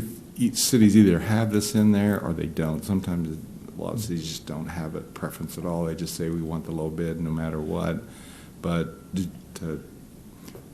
I think it's a good thing to have it in there in a general statement like Yeah. that we can have that. And if they're the prime contract that it's going to, it makes it simple. But, Right. you know, there's sometimes it gets, and that was what happened on this other governmental job. It got to be a nightmare. I would recommend you change the word shall to may, Okay. because if local contractors know you have to do it, Mhm. then that could be counterproductive as pricing. That gives us an option. Okay. In the 5%, it could have been 3, it could have been 5, it could have been I just, just Yeah. picked. I a picked percentage. 5. Perfect. Yeah. I mean. We love it. Yeah. I've seen Okay. 3, I've seen 5, I've seen Yeah. 10. Yeah. 3.5. It can be whatever you want. 3.823. 3.14, no. And then my other comment was that in looking at Montgomery County, I think they were looking at people that would come into the county and had established residence within a 90-day time period, and they wanted to make those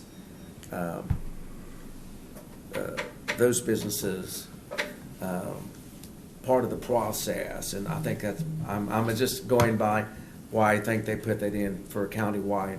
That would be, they have to be here 90 days to be established as a local business. Mhm. I mean, then we're So they we're don't not come in and giving. bid a job and say, we're opening an office tomorrow so that we get the local preference. That's why. You get a big hailstorm and all the roofers, all of Yeah. a sudden. Yeah. Okay. Yeah, They're here the next They'll have a week, local and we all have office, a yeah. business. You can evaluate that. license. Bid. Yeah, I don't Yeah. think that's needed myself, but it's a good point. Yeah. I think that's up for the Okay. commission to take into account. What do you think, Liz? What do you guys think? I just was comparing, like I said, what the Yeah. county had specified and what we had specified, and why they had it. If you put something indicated like the that in there, timeline. would it exclude brick and mortar businesses who did just start up? They would never get a, It kind of creates an interpretation issue if Yeah. you put it in. okay. You have to have a fixed place of business, you know, or can you just have a salesman stationed here? like all roofing Yeah. companies do. Yes. I Work out I of the think we would be vehicle. covered by changing in 3.1, changing shall to may. I mean, then it leaves all of this at your Yeah. discretion. 13.1. Yeah.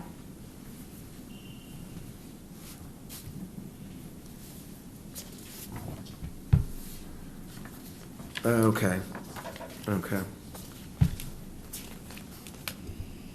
Okay, so we'll just leave that Okay. as it's stated. Okay. Okay. Okay. Mr. Mayor, I'm sorry, Yes. but I need a 3-minute break. Oh, You okay. can go on without me, or however you want to do it. but- No, let's go ahead and take a need 3-minute break. We can get a drink or stretch, or I got one foot that's asleep. Thank So you. let's Sorry do about that. We will convene at, Where are the cookies? We need a motion. yeah, what time? 10:55. 10:55? Okay, I make a motion that we adjourn for 3 minutes and we come back at 10:55. Second. All in favor signify by saying aye. Aye. It's going to be such a win. No, that's okay. Nice. Shouldn't have had that document. Okay, the meeting is back in session. And we're going to move, for those that are following along, page number 13. Those poor souls. Yeah.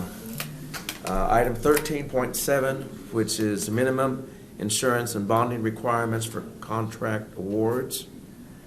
And this is, Jeff has made a couple of comments on this, and he states, a performance bond causes costs to go up and many times eliminates your smaller hometown contractors. And the other one was that the too low. The state law only requires bonds and contracts of $100,000 or more, and that is KSA 60-1111. And this refers to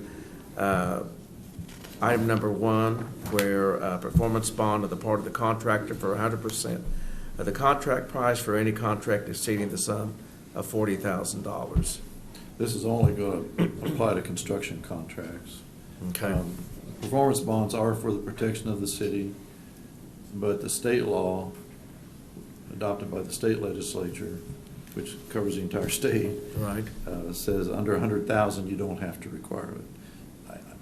I can remember it when Paul Sass was city manager, and I don't know if it had to do with the Eisenhower subdivision, getting contractors there to build the houses, maybe, but there were some contracts that were just under 100, and he was debating whether or not to require a performance bond. And he talked to the contractors, and they said, well, if you require a performance bond, we have to increase our bids because it's a cost.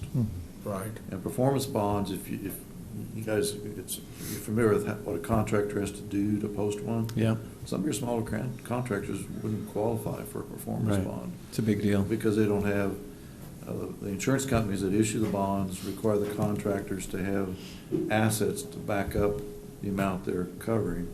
And some of your smaller contractors just don't meet that requirement. Right. So if you set it too low at 40, you might eliminate quite a few local contractors.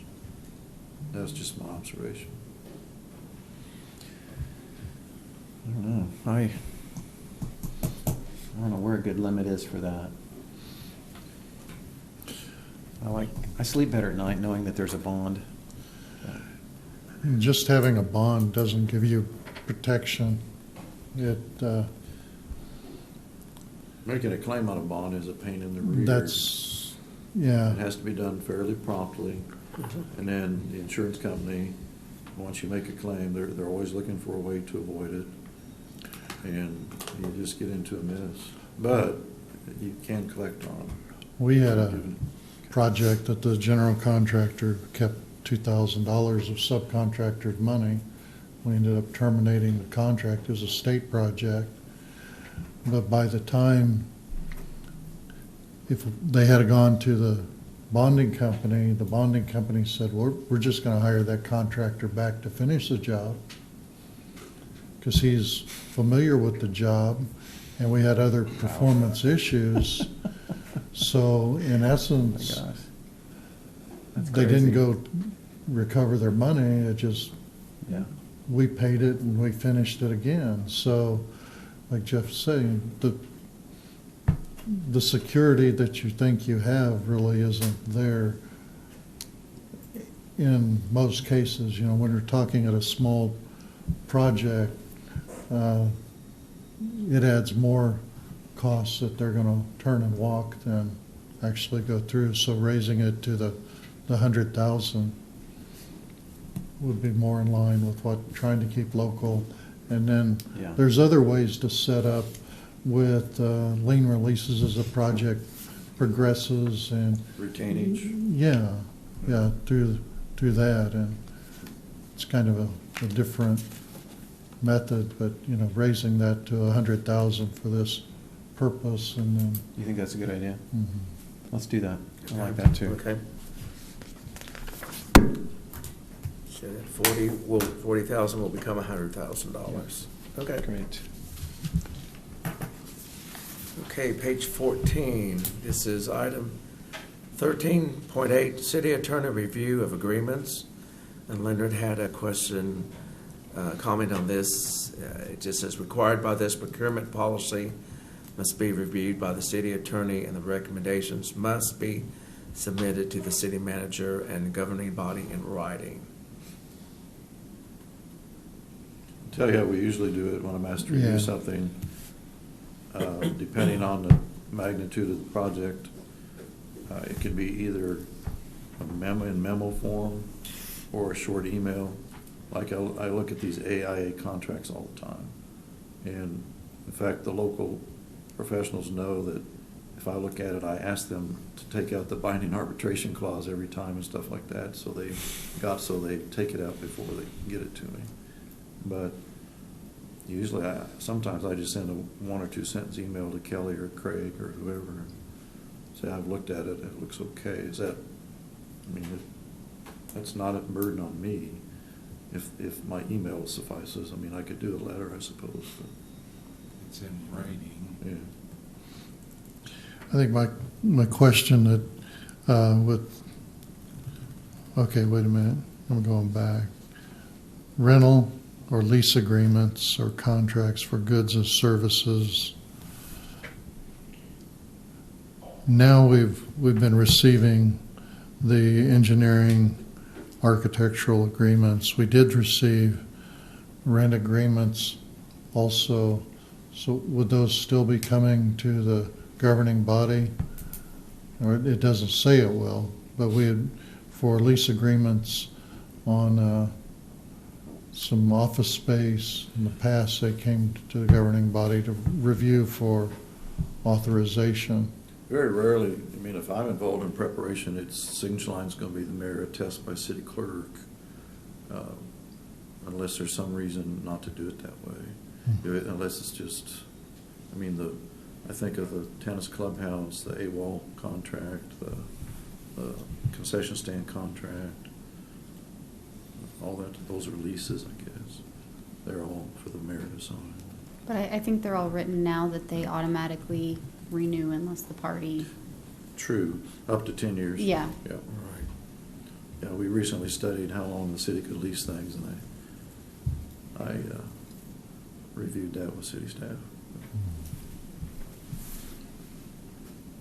So this is just talking, it's not talking about execution, it's just talking about review. Right? Mm-hmm. Yeah, okay. My question's been answered. Okay. So we'll leave that as written? Yeah. Okay. And then page 15, this is item under budget, section 14.1. That one can just be stricken. Yeah. And, oh yeah, That okay, I one. see the dollar amount, okay. And then 14.2, Leonard had a comment on, And that comment led really back to the values, so, okay, we can remove that. Yeah. Okay. And we're getting close. Page 16, under 16.1, KSA 12-101. And that was values also. also, okay, I just see that. And then ethical standards at the bottom, 17.1, and there's a comment from Jeff and Leonard. Leonard requests that we add the following language: employees hire for provision of services during off hours will not be allowed. Hiring of relatives or purchase of materials from relatives will not be allowed unless through competitive sealed bids with minimum of 2 additional bidders. And then Jeff added under that, could add something about nepotism or contracts with close friends, relatives. However, the requirement for quotes and bids pretty well guards against nepotism. Sometimes the best quote bid is from a friend or relative, particularly in a small town. Particularly if you have a lot of friends. I think- That's not a possibility when you're on city commission. You have no friends. Or if you're in a small town where everybody knows everybody. Yeah. Yeah, that was just a general comment. I think Larry's Yeah. comments I think more appropriate. the friend is, like you say, it's pretty hard in a small Yeah. town, but a relative, if I've got some work to hire my Absolutely. brother Yeah. or, Even though he's you know, great. nepotism, But you don't want to hire them at all? You want to, your comment if would. it's in bidding, if it's sealed competitive bidding, but, you know, I've got a little bit of work to do and, So you know. what if someone's relative works at Quality Motors? We're not gonna buy trucks from No, Quality. you're not buying it from the brother. Well, you see what I mean? Are we, if they're a low quote, if we are going through our process, we're safeguarding against nepotism because we're doing our due diligence to get the best price. I think it's counterproductive to exclude them when you're following a written policy. No, but if my brother worked at Quality Motors and we're buying a truck, I'm not buying it from my brother, I'm buying it from Quality Motors, and they're the one that set the price, not my brother. But the main point is when you're in the $0 to $1,500 that I don't have to go to bidding, so I need something done, I just call my brother. I don't have to get bids, but I call my relative to do my work for me. You know, But- it opens the door. You couldn't do that under this, though. You'd still have to go get 3 competitive quotes. Not on, from Yes. 0 to 1,500. Oh, from 0 to 15, well. Back to the table. I think that's where your finance director oversight comes in. If Jeff Chubb's the head of the street department and he keeps going to Chubb Implement to buy his parts, and their parts are twice as expensive, and she finds that out, she's gonna tell the city manager and I get fired, probably. Yeah. Chubb I implement. think we need a clause on nepotism. If it's in bidding Usually that's hiring. situation, it's fine, but I think when it's, I can hire and I don't have to, Well, we're not, I think you're hard pressed to find, you're not typically hiring someone in that dollar range. This is more parts and miscellaneous supplies and I've things like seen it in our that. appropriations that we've had employees on their off hours working for the city and relatives doing work.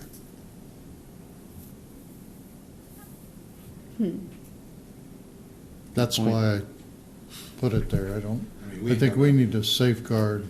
When you say relatives, I'm not sure what you're alluding to, but I mean, the city has a nepotism policy in personnel regarding And hiring. hiring of relatives and working with. Like Right. a department head, for example, cannot have a relative working for the city just because they're a department head, anywhere, not even just under direction. So we have that. I think Alright. employee hiring is not. I'm not covered by talking this. about Right. that. This isn't, Well, you said employees. No. Working.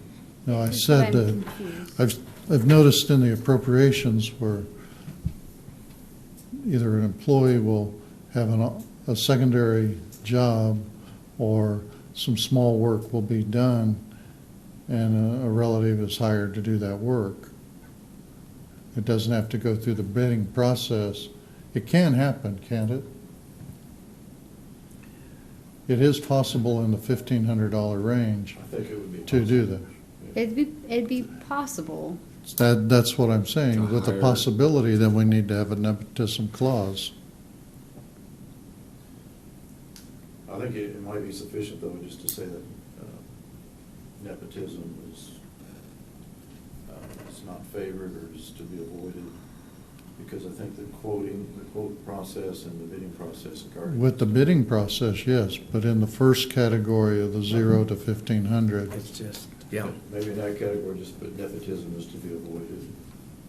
not done. Well, if there's only one company in town that sells something you have to have, and it's your brother, I don't know if that's the case, but Mhm. what are you supposed to do? Just go drive to Coffeyville or Chanute to buy it? What do you call that, one source? Yeah, I mean, Single especially when you're, source. Yeah. Source. Mhm. I mean, I don't think you make it a blanket rule, I just think Yeah, you say it okay. to be avoided. Should be avoided. Yeah. Yeah. Avoided if- I think if nobody possible. disagrees with that. Yeah. so I would put that, I would suggest putting it in section 3.3 maybe, or do you want it under the ethics section? I would look under ethics, I guess, if you're talking about ethics, it goes to there, and you'd always find it, so if somebody said, well, You could Or both- But it maybe in doesn't- both put it in both places. I agree with that, because 3.3 is the only, it's 1,500 or Right. less. Right. We're Right, well, that's what this applies to. Oops. right. Definitely put it there. Okay. Yeah. Even though my brother would have the best part, you know. Absolutely. Yeah. And you know we'd have to eat lunch together to discuss this part, and that would go into the price of the part. Yes. Okay, so we'll add that to 3.3 Jeff, how should it read? and, On 3.3. and also Nepotism under should be ethical avoided. standards, or Okay, that's just plenty, okay. 3.3 and leave it at B? Or both? Do it both. Do it both? Okay. But so because it's a general statement, nepotism should be avoided. Yeah.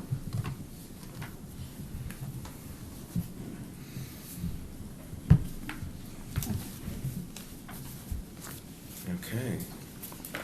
We're actually there. That's it? That's it. Scary. Yeah, that's it. All right. Any other questions from either Gary, you, or Leonard No?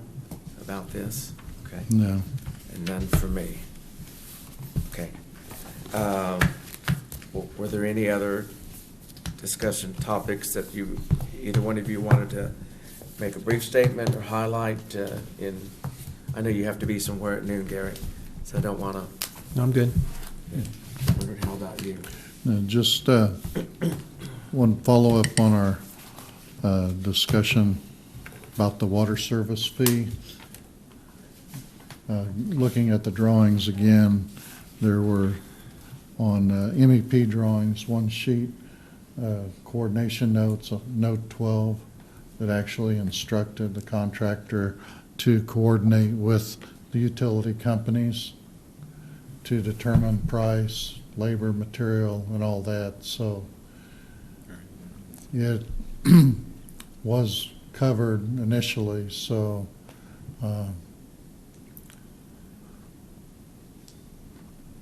we were correct in authorizing or standing up with that value.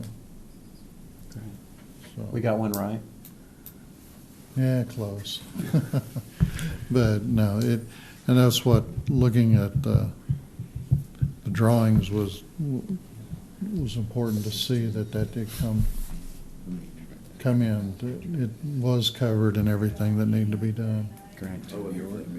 And I have a question for you. You've submitted your drawings to the city. You've had your pre-meeting and everything. Mhm. Have you actually do you know exactly what's required as far as water service from the city? I do. And have you been given dollar cost? I have. Okay, good. Because I didn't remember whether you'd made a statement from the last meeting I couldn't remember whether you said you hadn't received cost yet. I did say that, but I haven't now. You haven't now, okay. I just wanted to clarify Yeah. that. I made sure I heard that right. You Yeah. do now. Okay. The only thing I would want to have, do either one of you remember getting this spreadsheet on condemnations? I've got this, and I thought it went out to both of you, It would have. and it would have, okay. Okay, now this is back January, so some of these have changed. It has since been updated and refined, and David and I and April have gone out and done another assessment. Okay. So it's in the works. I think this would be another great topic for another work session. Sure. So just whenever you guys want to have that, you let us know, and we'll make sure that we're prepared. Yeah, if you've got it ready or you're getting close, yeah, as soon as you've got that, 'cause that's, I think gives the us an next- idea of where we can, The next we can work track session these. might need to be the budget work Okay. session. okay? Going to be that time. Yep. But possibly the one after. I'll look After at my that. budget schedule. I want to say July is the, Our favorite meeting. Okay, so that'll be the next work session budget for July. Okay, yeah, because this gives me an idea of where we're at on the condemnation processes, because I'll be honest with you, I keep thinking that I keep having these same reoccurring addresses show up. Yeah. And- For 8 and years. I forget where are we at in the process. This helps keeps us straight. none of those are condemned properties. They're just things. Some Candidates, and I will say we've had a good response. We've mailed letters to all of those places, and some have responded back saying, yes, well, let's get me a permit to demo, and are doing it themselves. So we've had a great response. Okay, good. And my other comment, and I'll make it quickly, on the beautification, on the code enforcement, the citations that we've issued, for the most part, are people complying? Are they actually meeting the deadlines? Have we had to have, are there been a fair number of people that have just ignored it and they're not playing? I mean, are you talking about like 20% majority of the citations, people are adhering to them and doing what we requested, and we're looking at just a small number of that's just either ignored or whatever? We have a meeting actually tomorrow, me, Lacey, and April. We told everybody in the community June 1st we would start all over. They Right. would get their notices, 10 days notice. But I know that we have started issuing summons, which it goes to Jeff's office. They do the paperwork, and they'll be coming into municipal court. That process has started.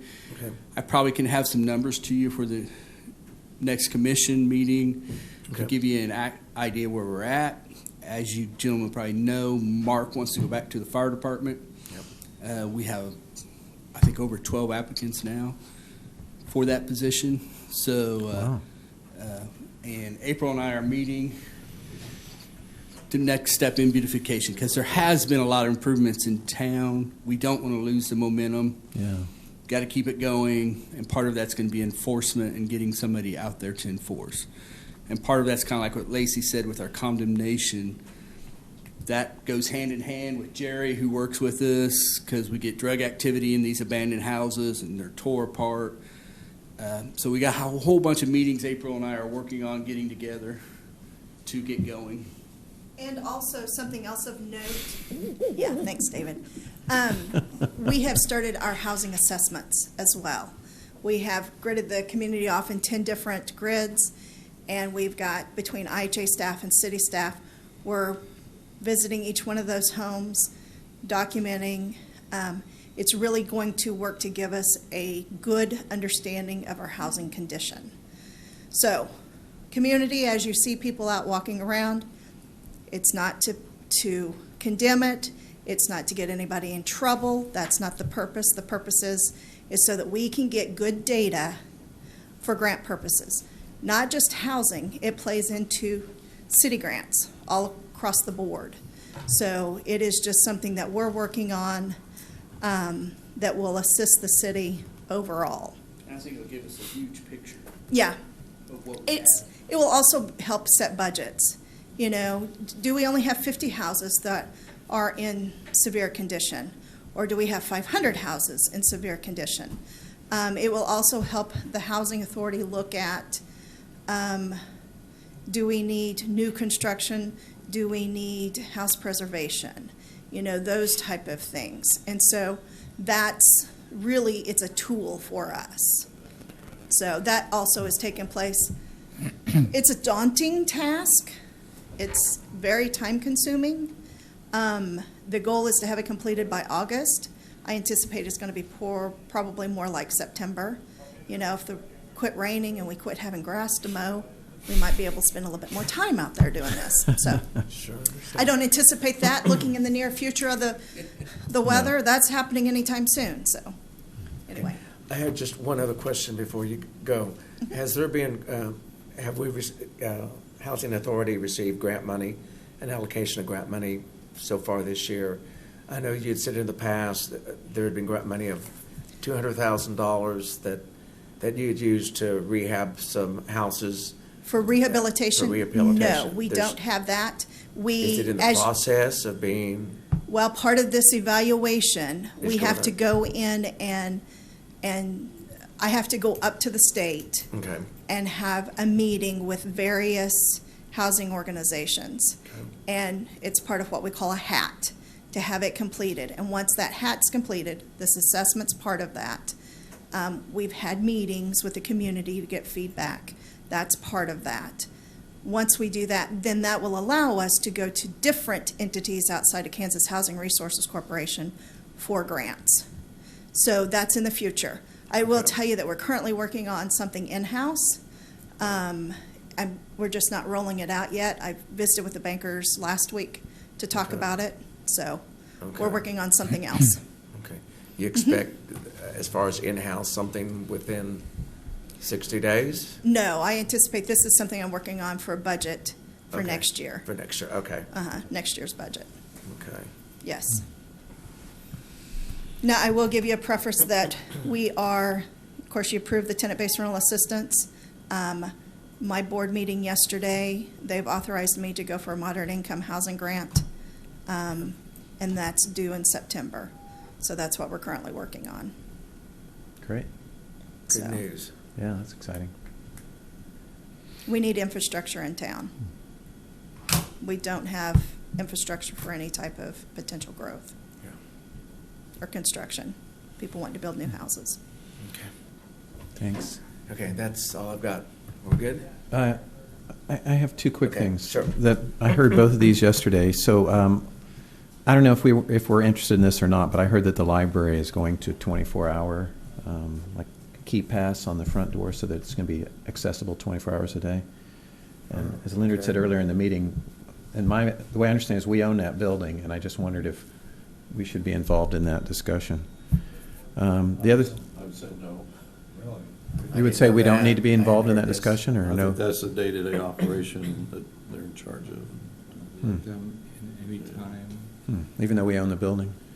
Yeah, and we owned the building before the state statute changed and created the library district. I see. Under the old, when it was initially started, it's kind of like the housing authority of the city.